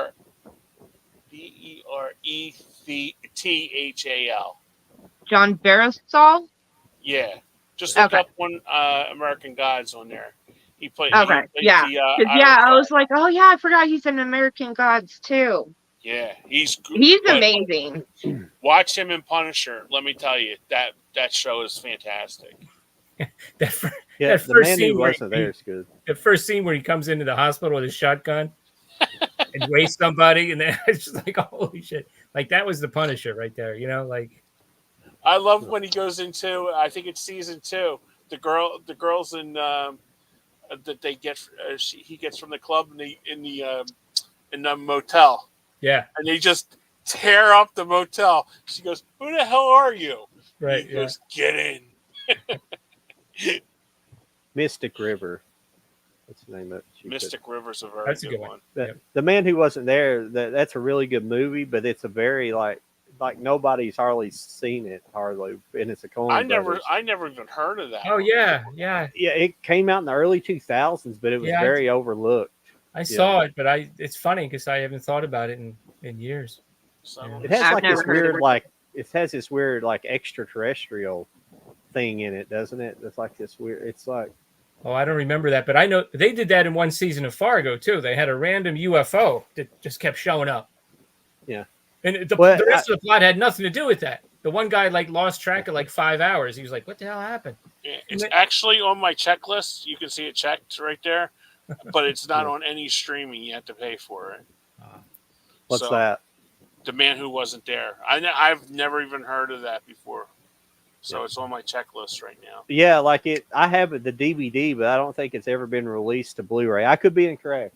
I could be incorrect about that, but it was. I think it came out in between. It's 2001. You were right about that. So that would have been in between. Now, is Dragged Across Concrete really good? I'm not sure. I just got that. But I think. I don't know if it's that one that's really good, or if it's the Cell Block in '99 with Vince Vaughn that's really good, or if it's both of them. Okay, is Dragged Across Concrete, is that the one with Mel Gibson? Because I did see one with Mel Gibson and Vince Vaughn, where they were two cops. I put them all away, so I can't look at it. That's why I keep my phone here to do. Yeah. Yeah, Mel Gibson and Vince Vaughn. Yep. Mm-hmm. Yeah, that is really good. Okay, so it's Cell Block that I haven't seen. Yeah, Dragged Across Concrete is real. I didn't know the because I've been like watching a lot of Mel Gibson movies, especially when I had the Netflix. If you have the Netflix, go on the line with Mel Gibson. That's On the really Line? good. On the Line. Okay. He plays From sort Dusk of Till Dawn. Yeah. Yes, that is one of my.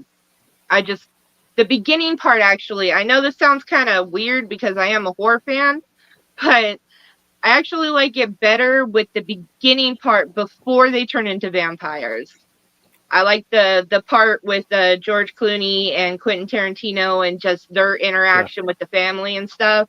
I actually like that part better than when they turn into the vampires and all the chaos starts. I don't know why exactly, but I think I just like their chemistry together as the family and the kidnappers and stuff. Yeah. It's still good. It's still good, the vampires and the fighting and everything. It's just, I don't know what it is. That's just my opinion, though. Yeah, it almost seems like the beginning's kind of written by Tarantino more than Robert Rodriguez. The kind of with the character interactions. Mm-hmm. Yeah. Which, and I don't think I'm not sure if he did any writing for it. I can't remember. Did he co-write that? I don't know, because it's a Robert Rodriguez movie, right? Yeah. Mm-hmm. Yeah. Yeah, I don't know. I can't remember, even though I've got a computer here and I can look it up. But yeah, he might have been like one of the ghostwriters on it. Yeah. For Rodriguez, but it was like a tale of two movies. It was very, very weird. But hey, the nightclub scene with Salma Hayek, good. I think everybody remembers that. Yeah, that's a good 3 Billboards Outside Ebbing, Missouri. I haven't seen that's it yet. Coen Brothers as well. Yeah, I never seen that. I haven't seen that one yet. I think that's Coen Brothers, isn't it? Am I I'm wrong? not sure. I know it has Frances McDormand in it, but I don't know. I've seen it, but everything runs together. That's why my memory so bad with movies. I've seen so movies. I don't know. What's your favorite Coen Brothers movie? Me? All the everybody. Mine's Blood Simple. That's a good one. I'm not even sure which movies are theirs, to be honest. Seen The Big Lebowski, haven't you? Yeah. Barton Fink would be second. Yeah, that's a good one too. I like Miller's Crossing a little more than Barton. Oh yeah, Miller's Crossing. Yeah, good one. That's awesome. Another good one. Yeah, that is a really good one. You've listed all the good ones, so I don't know enough now. I haven't seen any of those. You almost have to rank there. You almost have to do like a era. What era is your favorite movie of theirs? Because you got the 80s, and then you got the 90s. And... Yeah, the one that always gets forgotten about them is Hudsucker Proxy. I love that movie. Oh, yeah. That was so good. Yeah. It was, Katie, that was with a young Tim Robbins and Paul Newman, and it's about the invention of the hula hoop. Which one was it? Hudsucker Proxy. Yeah. Yeah, no, I don't. They did Fargo too, right? Yeah. Yeah. Okay, yeah. I still haven't actually seen Fargo. Fargo's excellent. You betcha. I don't know what my favorite movie. I mean, The Big Lebowski is pretty much an amazing movie. I'm not saying it's my favorite. It's just, I mean, everything that we've listed is equally as good. You know, it's hard to. I have a lot of them. I those, just haven't watched them yet. Mm-hmm. Raising Arizona is awesome. I fell asleep during Star Wars, the first Star Wars. Shut up. I know, blasphemy. I know. With me it is. Joe never lets me forget it. Wow. But I do have them all, and I want to rewatch them all together. But yeah, so I'm not kidding you. I watched the first 3, especially, at least once a month. Maybe even with Star Wars, I watch it. I just got done watching Star Wars yesterday, as a matter of fact. I was just doing something. It's like it's like a comfort movie. You put on comfort, you know it, and it's just like you sit back and you just enjoy it. I feel like I'm 7 years old again. What in the theater with my mom watching it all over again. It's no, I totally get that. I have those movies too. I mean, like Lion King and Titanic, but those are sad movies also, so I don't actually watch them all that often because I still want to feel the emotion that those movies give you. So I can't watch them all the time. But yeah, those are comfort movies for me. I asked one of my friends, and this was supposed to be like a joke, but people took it personally. Again, before it was like the biggest villain, Jenny from Forrest Gump or Rose from the Titanic. Hold on, Jack. Hold on. And then he slowly. It's like pull the dude's arm up, stupid. I know. And I thought Jenny was the most evil person in the movies. What she did. There's like a conspiracy theory that goes around. They talk about it about the actual Titanic sinking, not so much around the movie. But I was just thinking about this. They were talking about the other day on one of the channels I watch, but they were talking about how in 1913, that's when the Federal Reserve was started. And the Federal Reserve is pretty much why our economies went downhill for the past 100 years, because it's not federal. It's the Federal Reserve is Federal Express. It's owned by private banking interests, and we borrow money from them, and that's what drives up interest, and it's drove up interest ever since.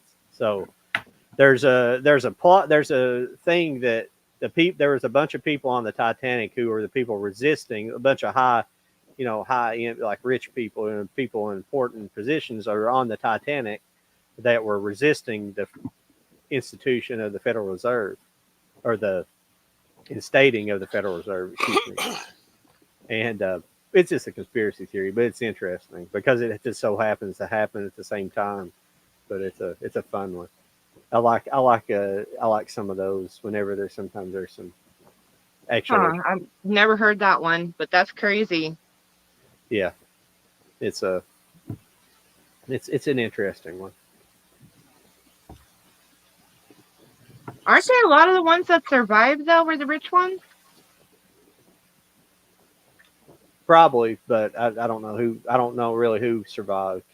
Yeah, I mean, it was a mixture of everybody because of where there was pretty much a giant ship. The ship pretty much failed. The whole superstructure failed.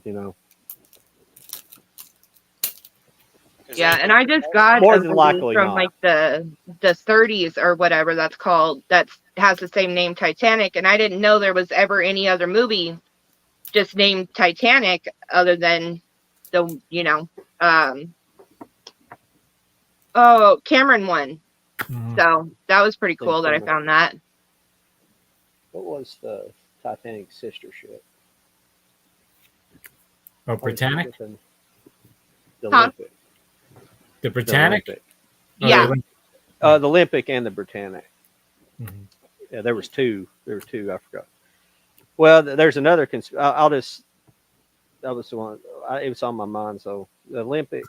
I think it was the Olympic, but the Olympic and Titanic were almost identical ships. And there's another conspiracy, and I think it's been disproven. These subject matters just interest me. I don't necessarily believe them. I don't believe these things, but they're interesting. But there was a conspiracy. There's a theory out there that during sea trials, the Titanic, it had a collision with another boat and was damaged, and they actually switched the names of the Titanic and the Olympic, and it was actually the Olympic that sunk, not the Titanic, because they said they changed everything out, the names plus all this, everything inside they did like a very quick changeover of everything. It's just a thing, but it supposedly had had a collision with another boat, and it damaged it so it couldn't have its maiden voyage. So they switched everything with the Olympic, and it became the Titanic and the Olympic. Yeah, so it's kind of an interesting theory. That stuff's been disproven, but it's just it's interesting. Yeah, I thought the Titanic was like slightly bigger, but I don't know. It might have been. Yeah. I don't. I'm not sure. I can't remember the dimensions of all of them, but yeah, Yeah, I it's thought that was possible. like the Titanic thing that was like the biggest ship or whatever at the time or something. Yeah, I think all three of them were built at around the same time, and they're all like kind of similar. They're a similar class of ship for the era. So yeah. Okay. So, but yeah, I think the Titanic was probably slightly big. There was not enough difference for that to possibly have happened.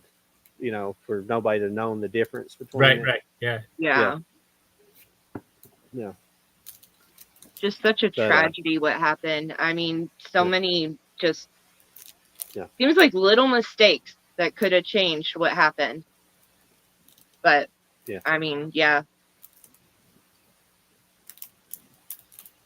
Yeah, it's an interesting story. I mean, the Titanic still, it's still killing to the day. Right. That was a bad joke, those people. That was horrible. That'd be a horrible way to die, to have a high pressure implosion like that. That actually, like, I mean, you wouldn't know it. I mean, it would Yeah. be like it blowing up in a rocket or something, But that actually made, I didn't know anything about it until obviously the story happened. But just watching the footage of the CEO of that company talking, bragging about his submarine, boy, that just pissed me off. Yeah, I know. He's using a freaking like game controller. Like, are you kidding me? Yeah, and the reporter's like, "Is that a game controller?" And they're like, "Yeah." It's like, I don't know. This? Yeah, I would hope. Who knows? But first of all, I'm not interested in doing anything like that in 1,000 years. But if somebody wanted to drag me in, I hope that I would have enough common sense to look around and say, something's off here. This is the only one of these submarines. This guy's full of himself. I'm out of here. I don't know. Hopefully.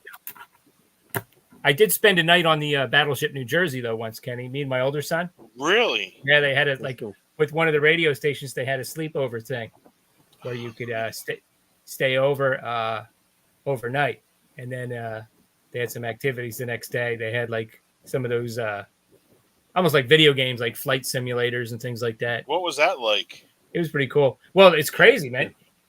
They said in the 70s they had a commission that listened to the sailors and everything, and the sailors was like, they had like a list of complaints. Obviously, they're going to complain. They're like, yeah, there's no room, as you can imagine. So we're staying in the advanced quarters, the updated quarters, and still you're sleeping. The ceiling's like, oh man. They're like, if there's a fire drill, do not sit right up. They're like, they actually, when we had a fire drill, because you're gonna, you got to go down and sleep in an enclosed area, but it was wild. And then they had there's like I don't know, 4 or 8 bunk beds, and then there's like a little common area with a couple tables that have like checkerboards printed onto them and stuff, and that was like their chill out area. And it was like, man, there's not a lot of room at all. Yeah, I've heard from many. They make the Navy seem really glamorous, and it's not that glamorous. Especially like submarine. If you like, I've worked with some guys who were former, sub guys, and it just sounds awful. Like for one, you're under, you're down for a long time. When you go down, they stay down for a long time, weeks at a time. Then when you come up at a port, it's not like they come up at a port and you can go in town and do everything. Usually they make you stay there, and you're like doing maintenance you got to do maintenance on or cleaning the sub or something. It's not very glamorous at all. I mean, it's a job. It's not supposed to be necessarily glamorous, but I mean, it's like they make it seem like it's, they make it seem like it's a more whenever they advertise to it, but it's supposed to be. And I would say living on a aircraft carrier, even the new ones are probably, because they got to have so many people on them, so it's probably pretty much the same situation. Like a whole town. Yeah. I saw they remember the movie The Boat, the German movie? Mm-hmm. I saw that in the theater when they brought it back and added 45 minutes to it. Oh, wow. That was that was already a long movie. They had an intermission and everything. But being in the theater, it was wild. Like the sound effects, like they went when they had to dive down so deep to avoid the depth charges, the rivets were popping out. And so you could hear it sounded like the rivets were like going like all around you, like ting, ting, ting. It was pretty wild. Wow. Well, this was crazy. You remember Down Periscope? Yeah. The comedy. You know how they get stuck in that diesel sub, and when they dive deep, they put that string up, and it it starts sagging in the middle, where the ship's pushing, the walls are pushing in, where it's the high pressure is. And like when I was in the theater, there was this older guy behind me, and he was like, "Yep," he's like, "Yep, that's how it was." He was like, he would been in one of these subs. He's like, "Yeah, that's." I heard him comment to, I guess, his wife or something, but he's like, "Yeah, that's how it was." No thanks. Yeah. Now these new nukes, they don't do that stuff. You know, they're very heavily built, but yeah.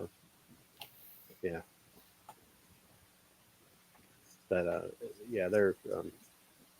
But they've had some crazy accidents, like the Russian Navy. They lost a sub that sunk to the bottom, and like those guys, they think probably lived for a while before they finally they couldn't rescue them because it was too deep in the Black Sea. Mm-hmm. It was so deep they didn't have anything to be able to rescue them. Wow. Yeah, no, that stuff's terrifying. I watch all those videos of like horrible accidents and stuff like that, and that is just terrifying. Like the story of the guys who got sucked into that pipe, and they were actually all still alive. One of them was able to crawl out to the other side, but then like his 4 other coworkers or whatever were left in there, and they did nothing to get him out because they couldn't or they wouldn't. I don't know what was that. It was some oil rig. I'll have to look it up to find the actual name of it. But yeah, it was some oil rig. But that's such a heartbreaking story too, because he had his like a GoPro or some kind of something where their cameras were actually still going in the tube, in the pipe that they were in, and you can hear them talking to each other, making sure everybody's okay. Everybody was banged up, but they were all still alive. And the one guy who got in front when they were sucked in, he was able to make it out to the other side to try to get air tanks, try to get help for the other guys, and the company did nothing to save him. And the other guy was so heartbroken, of course, because he was able to make it out and the other ones weren't. So I don't know if you remember it, Katie, but you guys remember Baby Jessica? Oh yeah. Do you know that story from the 80s? It's from the 80s, like mid 80s is when I was young. Oh no. There was a baby. Some people had like an old well. It was like just a small pot in their backyard, but it was open, and this I think I've heard of the story, but she fell wasn't down around when it happened, I don't think. But they got her out. They dug down and cut the pipe open and was able to get her out though. But I mean, claustrophobia is one probably. I'm scared of heights, and I'm not necessarily claustrophobic, but that kind of stuff does kind of freak me out, like being Yeah, no, for sure. In a situation like that, absolutely. Yeah. Probably everybody's fear. They believe, they believe why humans are afraid of the dark is because of Neanderthals. Because we didn't, like Homo sapien and Neanderthal we didn't come from Neanderthals. We came from a different line of humans, a different line of. But they believe we're afraid because the Neanderthals were. They don't know 100%. They think they might have been shorter than us, but they were essentially upright walking apes. They had ape strength. They were strong, mean. They were nocturnal, so they hunted at night, and that's when they would attack humans, is at night. And they think that's why we were. And eventually, we beat them out because we were smarter in general. We hunted in packs, which they did too. But I mean, it kind of came down to a food chain. We don't know 100%. Science pretends like they know a lot, but they really don't. But this is the stuff they theorize about. But they believe that's why we have a fear of the dark, is because of Neanderthals hunting us. And they were nearly as smart as we were too, but they were nearly but they were extremely strong. They were like, apes are really strong. They like if you take the fur off an ape, he looks like freaking Mike Tyson. He's just like they're jacked. They've got, I don't know, they got like 10 times the strength as a human does. Like even a little small ape can rip a human apart. Yeah. Like a small monkey or something. Like that's why they're really dangerous to have. Like a chimpanzee. Oh yeah, I know that one story of that woman who owned that chimp and tore her friend's like face off and everything. Yep. Yeah, no. Yep. Like there's just some animals. Like you gotta respect that their nature is not to be with humans or not to be pets of humans, I guess maybe. Yeah, I think that actual chimpanzee, I think that was a chimpanzee that had been in like movies and stuff, show business. And then could have been, I don't remember, but yeah, she had him since he was like a baby, and he was really like her son. Yeah, like he was treated like a human, and I mean, I get the connection and everything. I do that with my cats and stuff. I talk to them like they're my babies and stuff. But with chimps, with certain kind of wild animals, like with tigers, with bears, those kind of animals, like, they're like, you can feel a connection and everything, but you can't ever forget that they are wild animals for a reason. They have certain instincts no matter what kind of connection you feel with them. And what I hate is that if they attack you, they're the ones that are going to get in trouble. They're the ones that are going to get killed.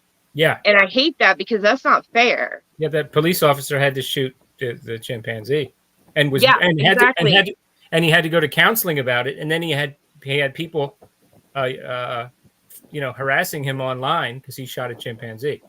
Like, it wasn't like he went out hunting for chimpanzees. I mean, yeah, no, I mean, honestly, he really had no choice. Yeah. But at the same time, that whole situation never should have happened in the first place. I mean, it's just tragedy all around. Yeah, because it had even gotten out a few times before, and it cost the police like hours of their time. Yeah.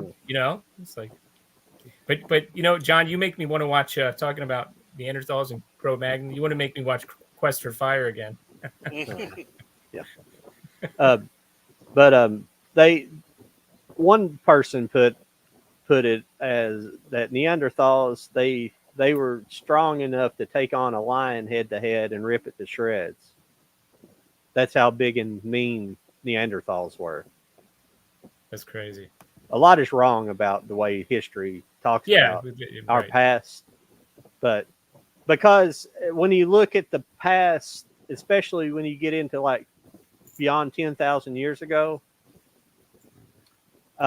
we had larger creatures on the planet. Like after I just don't want to get into it because you get into like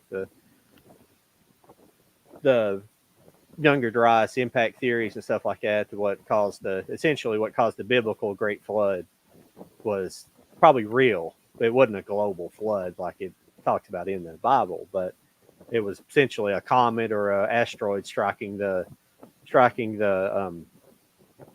during the last ice age, the North American continent, and then basically the whole top of the globe was covered by a massive ice sheet, and it was like a couple miles thick. But they hypothesizing that a comet struck it and caused it to instantaneously melt, and it caused a deluge of water. Because if you look at the Northwest, you can see proof of it, because there's the way the landscape,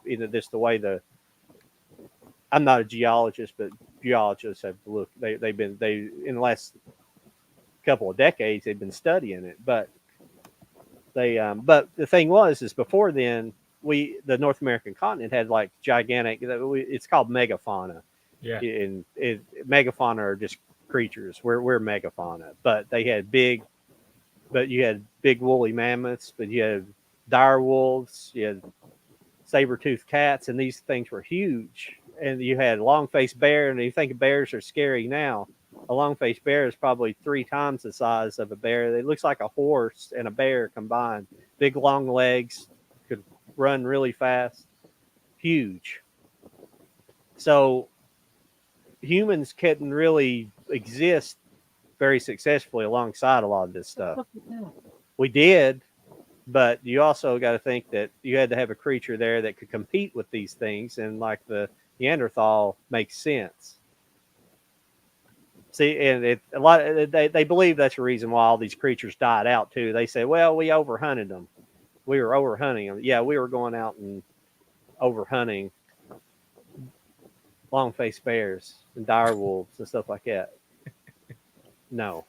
Yeah. They were wiped out in one because see they found like woolly mammoths that were not only frozen but they were simultaneously burned at the same time. And they hypothesized that it's possible that whatever asteroid or comet struck the Earth, it was so big that it actually ripped a hole in the atmosphere temporarily, and things were simultaneously burned and frozen at the same time from the cold of space and then the burning from the entry of the whatever object hit. That's one hypothesis. Another guy has a hypothesis called a micronova, because we know there was mass burning at one time, because you find this layer of silt, the ash all across it's in the same layer all across Earth. So we know there was mass burning of something in the 10,000 year, 10 to 11,000, 12 year range. So we know something massive happens, and a lot of people's theories, we're starting to believe that maybe there was other civilizations that's been wiped out, and we just don't know about them because there's been such massive change on Earth. It just wipes everything out and it like resets the Earth. We don't know because it's strange. I'm sorry I went into all this and got away from movies, but I don't get to talk about it with anybody very much. That's had to. No, you're good. It's interesting, that's for sure. Like I always think to myself, like something had to have happened within the past 150 or so years for us to have gained all of this knowledge and technology that we have now, because for thousands and thousands of years we didn't have anything, and then all of a sudden now we have cars, we have electricity, we have now cell phones, the internet, and we're just keep getting more and more technically advanced. Like what happened? How did we all of a sudden just out of nowhere come up with just such incredible advancement? Yeah, it almost seems like, I know there is like, there's some movies, Quest for Fire and other movies. I remember seeing that movie 10,000 BC on a plane once. It's kind of like a plane movie. Yeah. But it was good, but it almost seems like there's more there's a couple other, there's another dozen movies you could make in that time period, Yeah. Because you guys know I like Hammer movies, but the Hammer caveman movies are not that good. But goofy. They see, we're starting to find there's you can look it up. There's a lot of videos been made with some guys that do really good research. But there's a place in Turkey called Göbekli Tepe and Karahan Tepe, and they've been carbon dated to 12,000 years ago, or I think it's a range between 9 to 12,000. For the first Göbekli is like around 9 to 10,000 years old, and Karahan, which is a new site, is around 12. And they're megalithic structures, essentially, way before, when they thought we humans were just hunter-gatherers.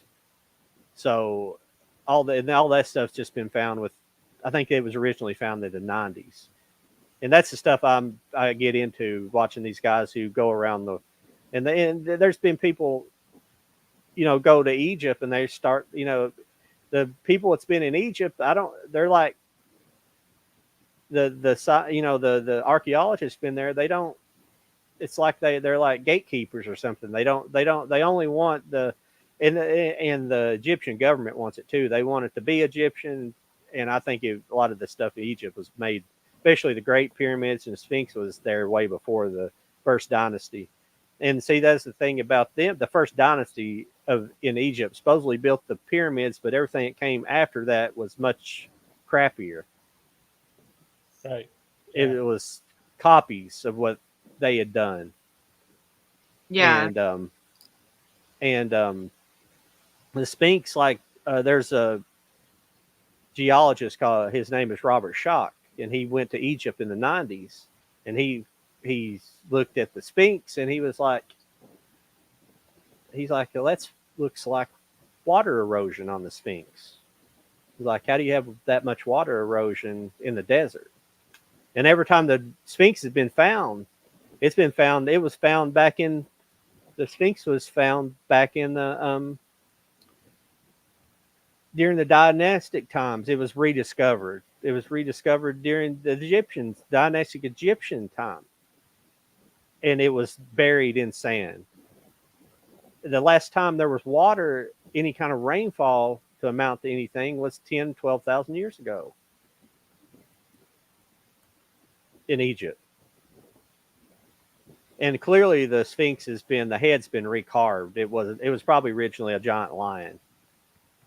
More than likely, because the head don't match the size of the body. Oh, right. Yeah. And the head is obviously has less weathering on it than the body does. So it was recarved in later time. And a lot of people believe that all the Egyptian writing on stuff is simply graffiti. They were literally just claiming and stuff for their own, but they didn't build it, because there's like these perfectly shaped blocks. I mean, perfectly polished to a mirror like shine, but then there'll be hieroglyphics scribed into them that have just crappy workmanship. And they know some of the kings and some of the pharaohs at the time would carve stuff on over top. They would carve their names into stuff. So you can see in places where like Khufu or somebody carved his name over top of another pharaohs. So, and you have all these people finding this stuff these days. It's just wild. Some of these videos are really interesting, because you have these YouTubers. They go on the grounds. This stuff's all across the world. Yeah. There's pyramids in China. That they don't talk about. They're covered with dirt. Like the government's covered them up with dirt, but there was people in the military, in the Air Force during the World War II that spotted them, and they're like these they're pyramids, and there's sites with megalithic blocks that are unfathomably massive, and so big that they weren't dragging them across the ground, dragging them with no matter how many slaves they had. They weren't. Not only could they drag them, they were. How do you lift them after you get them there? How do you put them in place? It's just like Stonehenge and stuff too. Well, not so much Stonehenge, but like in like Lebanon, there's a site there that's it's accredited to the Romans. What's the name? I'm sorry, I can't think of the name of it. But it's got these massive. Before we get off here, I'll show you a picture real quick. I'm sorry if you may need, but I'll show you a picture real quick, and before we go, and next time we'll make sure we concentrate on movies a little bit. But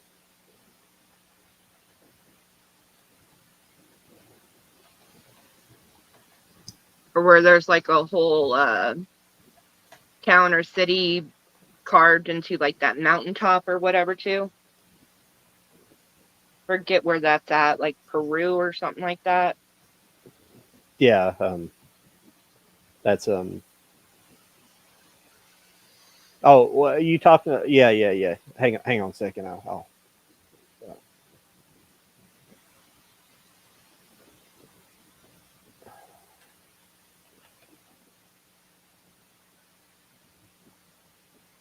Why can't I think of the name of that?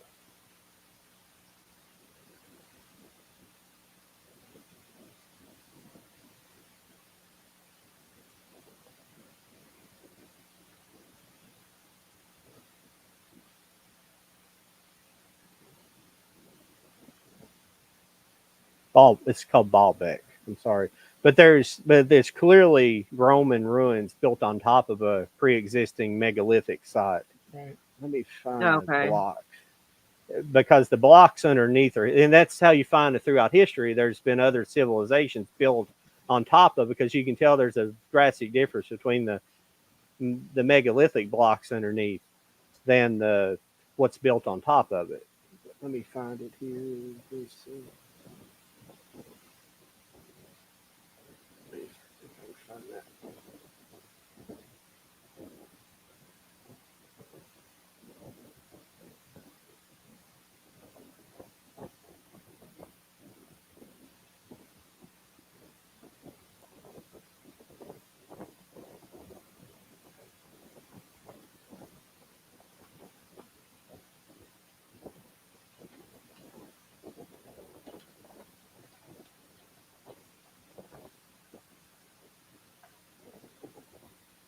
Okay. Sorry, guys. Anytime I can show people this stuff that people don't know exists, I really enjoy this.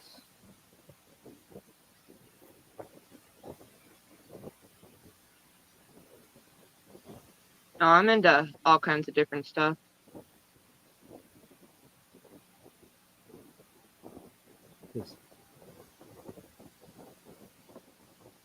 This is one of them that was unfinished. It's still in the ground. I think this is about 1,000-ton block or something like that. Yeah.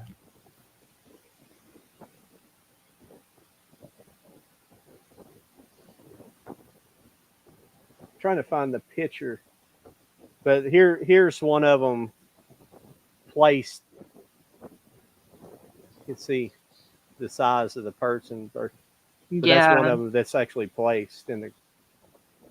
I'll find one more. I'm trying to find the one. Oh yeah, here's that same block, but this is.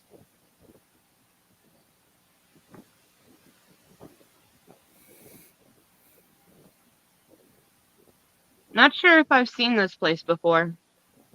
Yeah, this is Baalbek, Lebanon. But this is what the site looks like. It's here's like the megalithic blocks under here, but they came and built on top of it. Okay. Yeah. This is the theory. But yeah, I'm sorry if I'm boring anybody.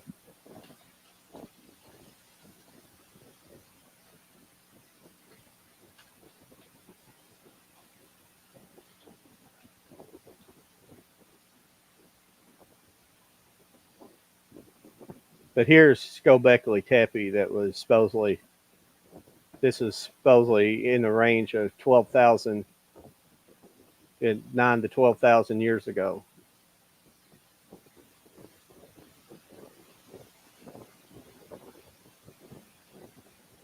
See the carvings on them? Yeah.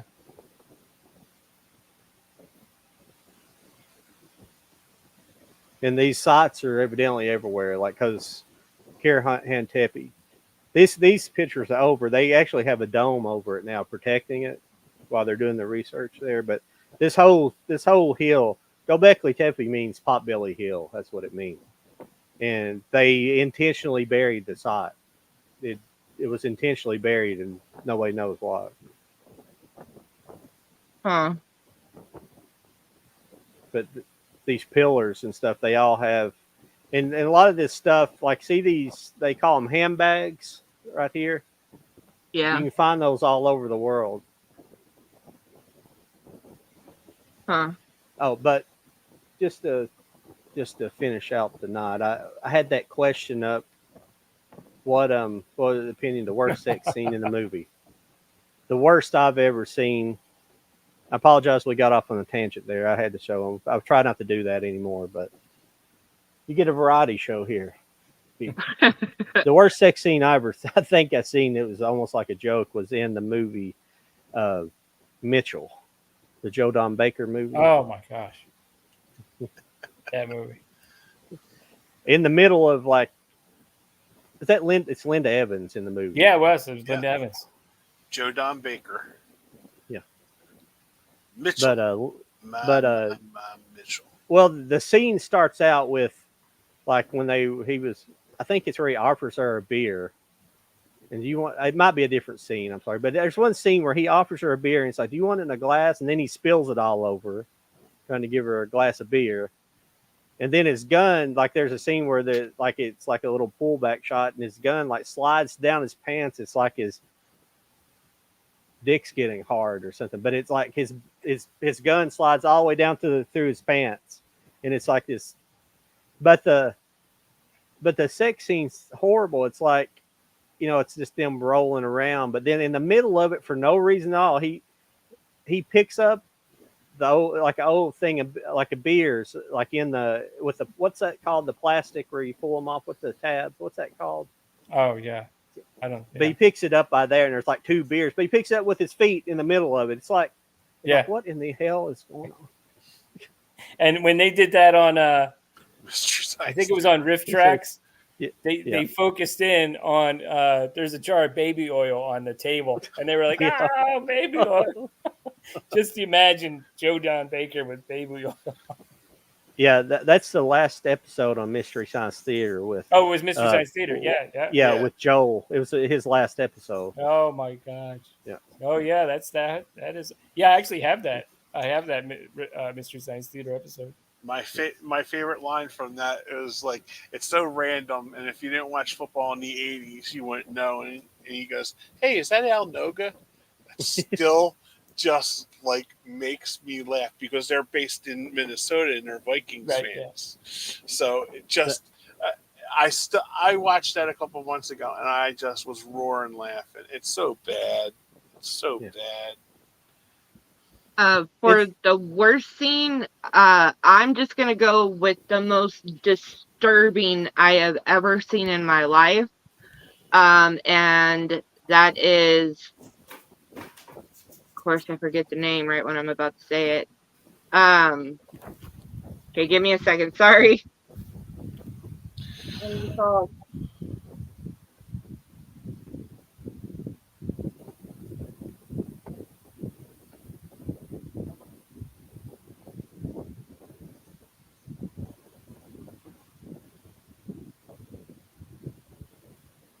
Is that Johnny Mathis? Oh yeah. Chances are, yeah. Is what? From Mitchell. It's from Mystery Science Theater. I'm sorry. It's hard. It's unless you know Mystery Science Theater episode like that, and that's one everybody knows because it's probably one of the funniest and it's probably one of the easiest to remember all the stuff. But and I think it's everybody knows it because it's Joel's last episode. So it was. I've never watched any Mystery Science. I haven't even heard of it until here recently, when I think either through you guys or I might have picked up one from like Dollar Tree or something, but that's it. Yeah, there's some newer episodes you can watch on Netflix that they had some new seasons. They're not too bad. I think the newest stuff that came out recently is better.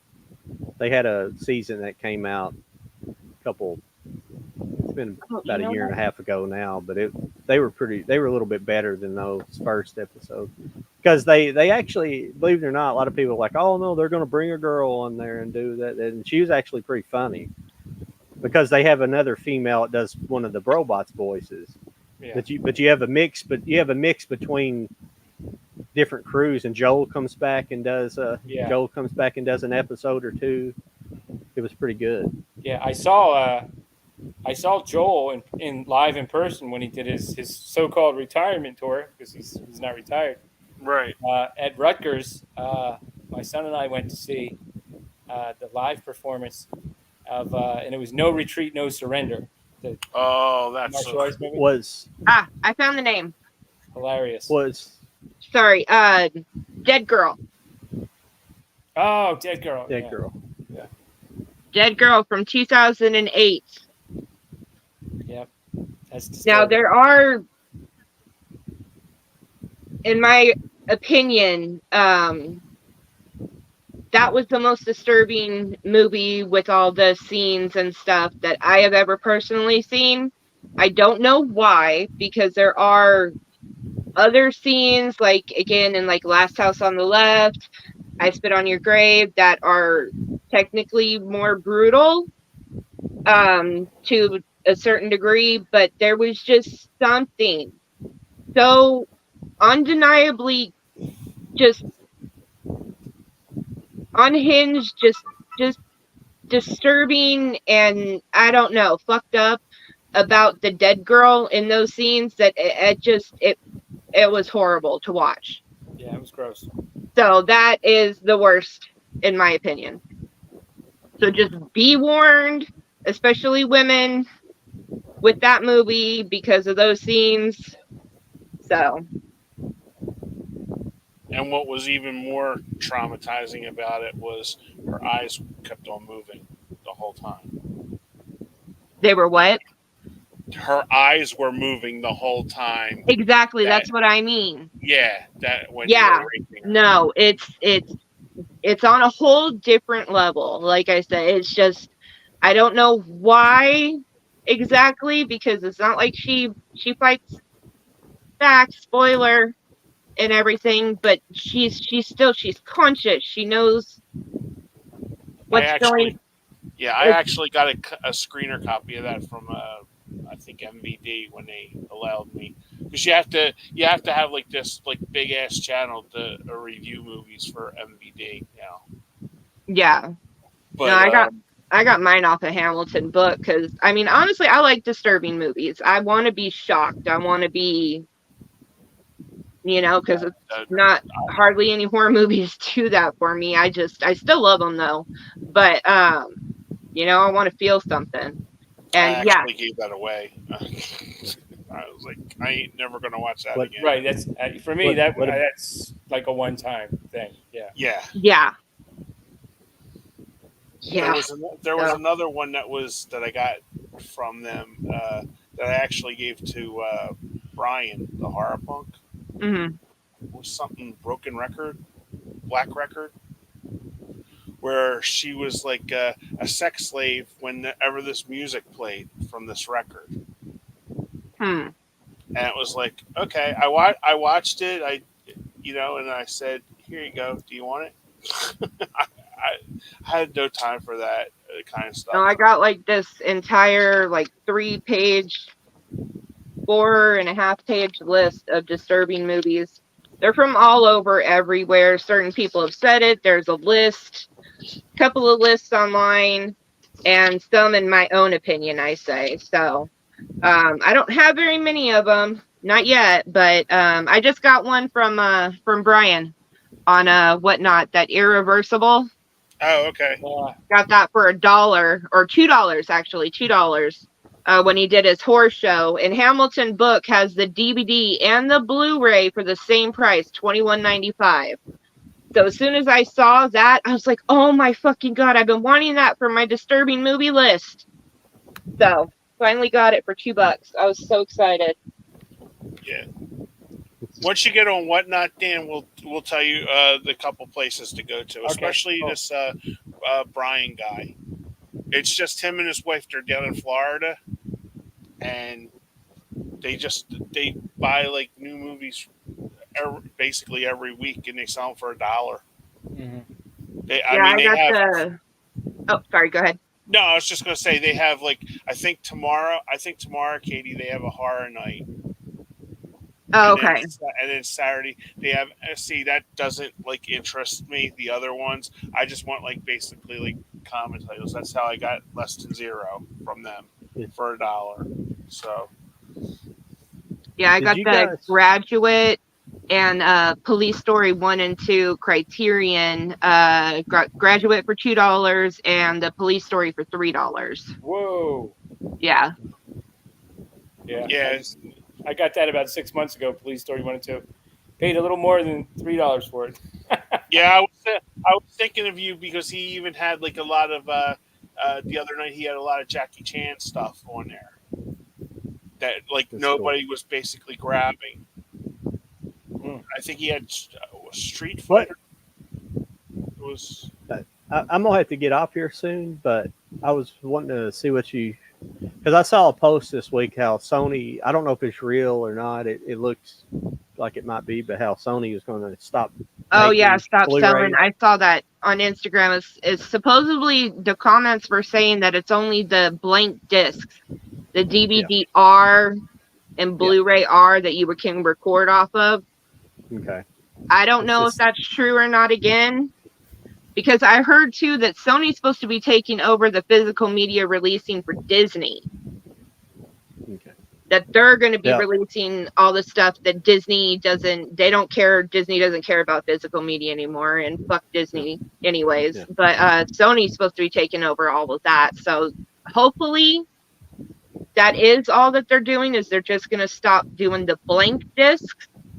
And that's what that means, because again, you know, they're supposed to be taking With over all the releasing of Disney, which they're going to make the- a shit ton of money off of. So the rewritable, the ones like I can buy and burn a disc. That's what you mean. yeah, because I think there's other companies besides Sony who makes those discs anyways, right? The Panasonic, Maxell.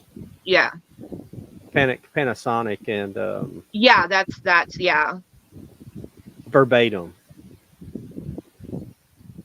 that's what it said under there. But a lot of the comments were saying Isn't that. Verbatim Maxell though. I think Verbatim. I think it is Maxell. I think it's the same company. I mean, I'm I not used sure, to use though. those all the time because I used to burn movies off my computer onto the blank discs and everything like that. But I haven't done that in like probably over 15 years. So, but Well, I just wanted to know, what do you guys think of the? Because if you go and listen to some people, they'll I like to talk about it, but if you listen to like Serial at Midnight, that guy, he'll berate you about talking about the end, if physical media dying or something like that. But what do you guys think what the ultimate future could bring with physical media? I don't know if they're What will be the death knell? yeah. I don't know. I mean, if they take away if they take away your people's ability to copy discs, to make their own discs. Yeah. 'Cause there's websites you can go, you can get, manufactured on demand kung fu movies and everything. It's if they take that away and then they start to take away the physical media, then you're going to be stuck with what you have and whatever you have to play it. I don't know.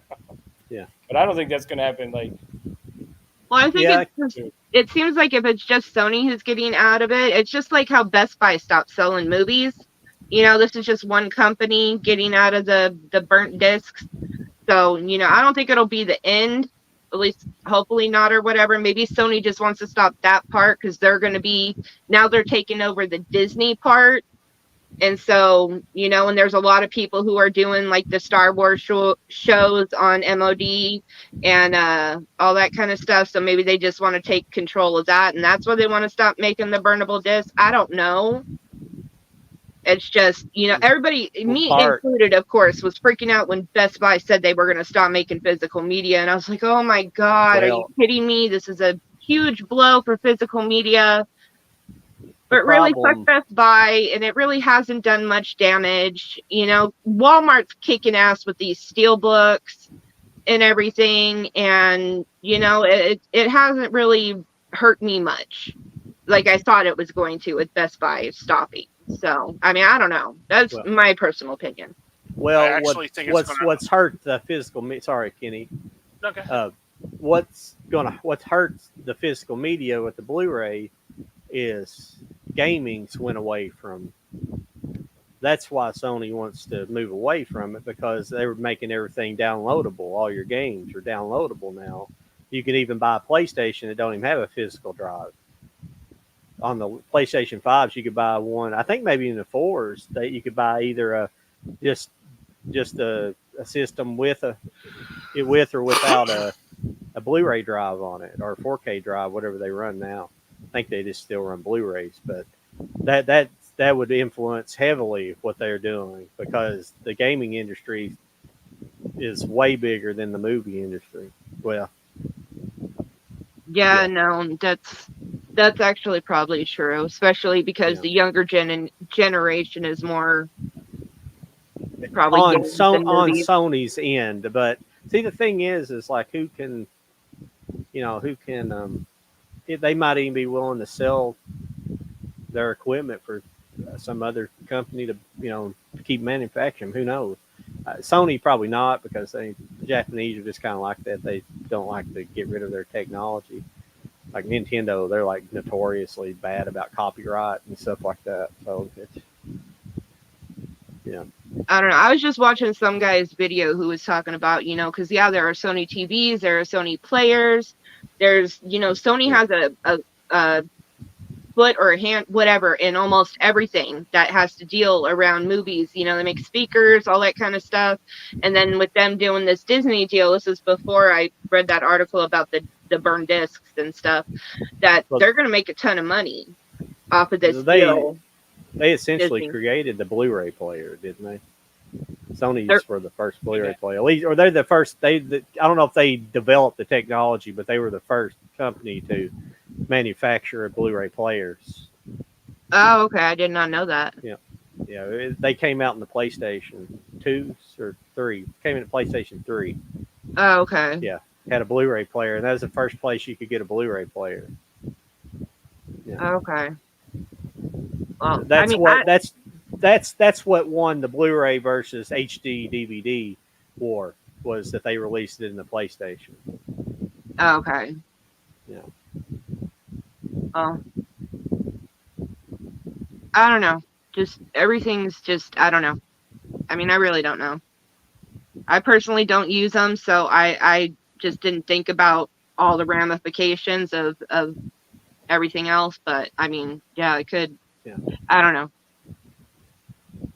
Sorry, I talked over you a minute ago, Kenny. Oh no, that's fine. I was just going to say I don't know anybody that goes to Best Buy anymore. Seriously, I mean, since the DVD, hunts and stuff like that, everybody was going for the movies and stuff. Yeah. And even electronics, everybody's going to Amazon or Walmart. Yeah. Yeah. I won't go to Best Buy. I'll go to Walmart for my players. I will not go to Best Buy no more. I mean, because when I moved back here, I had to buy a new TV. I went to Walmart. I didn't go to Best Buy, and I got a better deal at Walmart than I would at Best Buy. And usually at Best Buy, it's like, even with the videos and stuff there, if they're not selling cell phones, it's like, you can see tumbleweeds going through there because there's no workers in there anymore, Well, the last, I think it was last year. I think it was last year or the year before.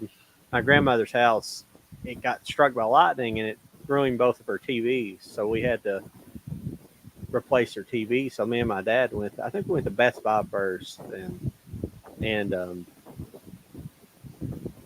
whatever we kept looking at, they didn't either have it or something. They didn't have it in stock, or you had to wait. So we ended up going to like Sam's Club. I think Sam's Club ended up buying both of them because they had them right there on the floor. You just get it and go, and like they're just aggravating. Every time you go in there to buy something like that, this is probably 10 years ago, an old high school friend of mine.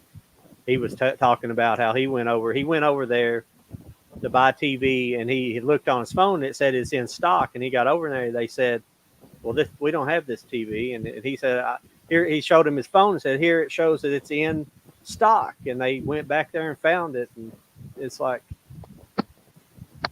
but they also claim that they took a lot of their employees out the last several years. They lost a lot of employees. They fired a bunch of them. And so they're running like skeleton crews in there now, pretty much. Yeah, I know. Before I moved, we had to buy a freezer, and I went to Best Buy because there was a couple places that we looked at, Sears Outlet that was in Echelon, and a couple other ones, and we went there, and that was like basically the only place that we could go, and they were like friggin' sharks, because everything's commissioned now at Best Buy, where it wasn't before. Sorry to interrupt you, Kenny, but okay, I was at 15 and now I'm already down at 9% now on my phone, so I gotta go, guys. Okay. We're Okay. about finished anyway, so good to see you this week. Okay, yeah, no, great to see you. Great to see you, Dan. You Bye, too. Kenny. Bye, Bye, hon. John. I'll talk to you later. See you guys later. Okay. Yeah. Talking to Bye, you. guys. Bye. See you later.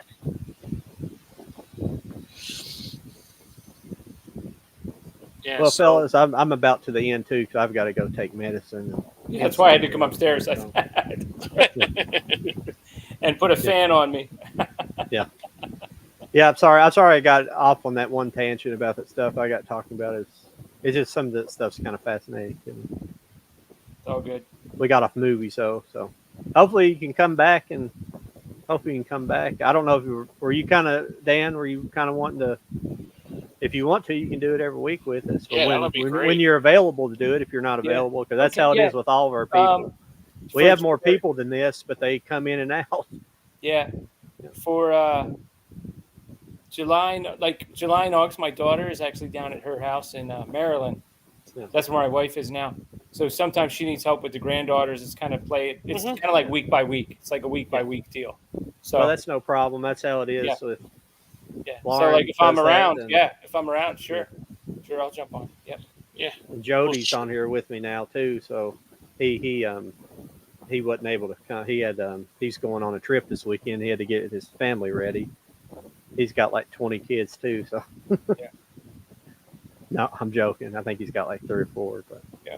that's a job and a half. I'm sure. I don't have any kids, but I'm sure that's a job. But yeah, I guess appreciate everybody showing up and leaving your comments this week. We appreciate it as always, and I think we mostly had Sydney leaving comments. We've had a few people in there. We appreciate you guys. I always like Sydney because she gives us good questions, so it keeps a lot of times it'll take us in a different direction than we may have been going in. So Dan, do you have a video tomorrow? Yeah, tomorrow, Physical Media Friday. Physical Media Friday. Yep. It's a short one. okay. I'm having problems with memory and uploading, so it's like less than 5 minutes, I think. Okay. And then I think I got another. I got another video coming out Sunday. I think it's the. Thanks, Sydney. It's a Mexican horror movie. you. It's the second part, so I got a double feature. So Yeah. All your I swear, if you go to your channel, because I always write, I keep a notebook right beside me. Let me see if I can find it. And I write. Here you go. yeah, And I write all recommendations down that you. that's give. awesome. Yeah, So That it's was a like, disappointing movie. Be Kind, Rewind. I thought it was going to be really funny, and it's just kind of a letdown. Yeah, it was. Especially with Jack Black and Most Def. Most Def, yeah. And it was just kind of a bummer movie. Sorry. No, I was just saying. Usually with Dan, there's a guy I watch, Stuart, and Stewart's good. Yeah. Stewart's great. Neil comes up with like some movies I've never even heard of before. Mhm. And basically, and usually because like I said, I'm new to like the horror stuff. So if Kate, like I wrote down a whole bunch of stuff Katie got from her, Whatnot Excursion, and usually Brian the Horror Punk, he has like a lot of, I'll say, eclectic stuff that I've never even heard of. Same with Bryce. So yeah, I love the recommendations. I think the community's good. For the I think that's kind of why I don't watch. Like Mike. Mike will be back on here eventually, and he's a good friend of mine. But I don't like watching his videos because I want to spend money when I watch it. That's part of why I don't watch physical media channels, is because I'll spend 40 or 50 bucks. That's why I go and check it if it's on Tubi or YouTube or something like that. And like I don't buy all the new movies that are coming out. You know, so it's like the stuff that I spend, like I'll spend $10 here, $10 there. You know, Yeah. so No, it's I, like, I understand. Yeah, but yeah, it's but I'll get doing that. They'll get talking about movies, so I have to go find it if it's something interesting. And Yeah, he got me really into film noir, and I bought a yeah. couple of compilations, and then I realized, like, since the quality on some of those compilations is good, you can go to Tubi. Were you or like YouTube. that one that I showed you? The guy has a. I'll send you the link too, John. He has sort of like a Svengoolie kind of thing going, where he's just sitting there and he's like, and he introduces the movie, and then he comes back like halfway and like talks about it. He plays like a Sam Spade, Mickey Spillane kind of guy and stuff like that. Because at first, Dan, I thought it was you. Because he's sitting there and he likes up to say, because it was I'll send, if I didn't send it to you, I'll send it to you, because I was like, is that Mr. Dan? Because he has like he's like in an office and stuff, sort of like the film noir, the old Sam Spade stuff like that, putting a cigarette and drinking whatever, bourbon or something. He's sitting there, he's like, let's get back to the movie, like that. And it's like, oh, okay, this is kind of cool. But it was an Edward G. Robinson movie, Vice Squad. Oh, okay. Yeah, and that was one that I think Stewart had, like, and then I go on the eBay, and then it's like $18. It's like, no, dude, I'll just watch it on the YouTube. That's why I write all of them down and say Tubi, YouTube, Pluto. Right. Some of those older ones, like an hour and 15 minutes. Yeah. It's like, oh, I'm going to spend $30 on that by itself. If it's on a compilation, maybe, but exactly. Yeah. Yeah, especially like a lot of those Kino film noir, especially when you go on when they drop on the Hamilton book. It's like, okay, $29.99. Then when you like look it up, it's like, oh, okay, it's an hour and 15 minutes on the YouTube. I think I can do this, right? And I'm not spending $30. Yeah. Well, I have all those Kino sets, but most of those are actually movies. They're not like little. And they're good quality too. They did a good job restoring those. So they're those movies usually have a little bit of a meaning behind them, or they theme each set a little bit. They're slightly themed. I think one set has like Tony Curtis film noir movies and stuff like that. I think they do that. Yeah, but I can't keep up with them because there's like I have like 15 or 16 of them. I think 15, but now I look. The other day, I seen set 19 came out. It's only been a few months since I bought it. I'm like, Jesus Christ. Yeah, because I went down a rabbit hole. And I'm not a completionist usually, but geez, I like some things I like doing. Keep buying them. Right. They're not expensive, like $30 for 3 Blu-rays, so they're not really that bad. It's right. $10 a piece, but it gets expensive if you have to catch up with 4 or 5 sets, and I don't like to do that, Well, everybody, I appreciate you guys stopping by, Mr. Dan, Kenny, as always, and look forward to we'll hit you up every week, and if you can, you can, and if you can't, you can't. It's no problem. Okay. All right. Yep. And I enjoy your film knowledge. That's what I always say. I like to bring on people that are better than me at this, and everybody's somebody will say something, a memory will pop up, and I'll remember something. I appreciate it. Yeah, and Kenny's the same way. Kenny knows more than me, and that's the kind of guys people like to associate with that brings something different to the table, and I enjoy having a conversation each week. So we appreciate everybody stopping by, and appreciate you guys stopping by, and we'll see you next week. All right. See you guys. Bye-bye. Yeah. Later.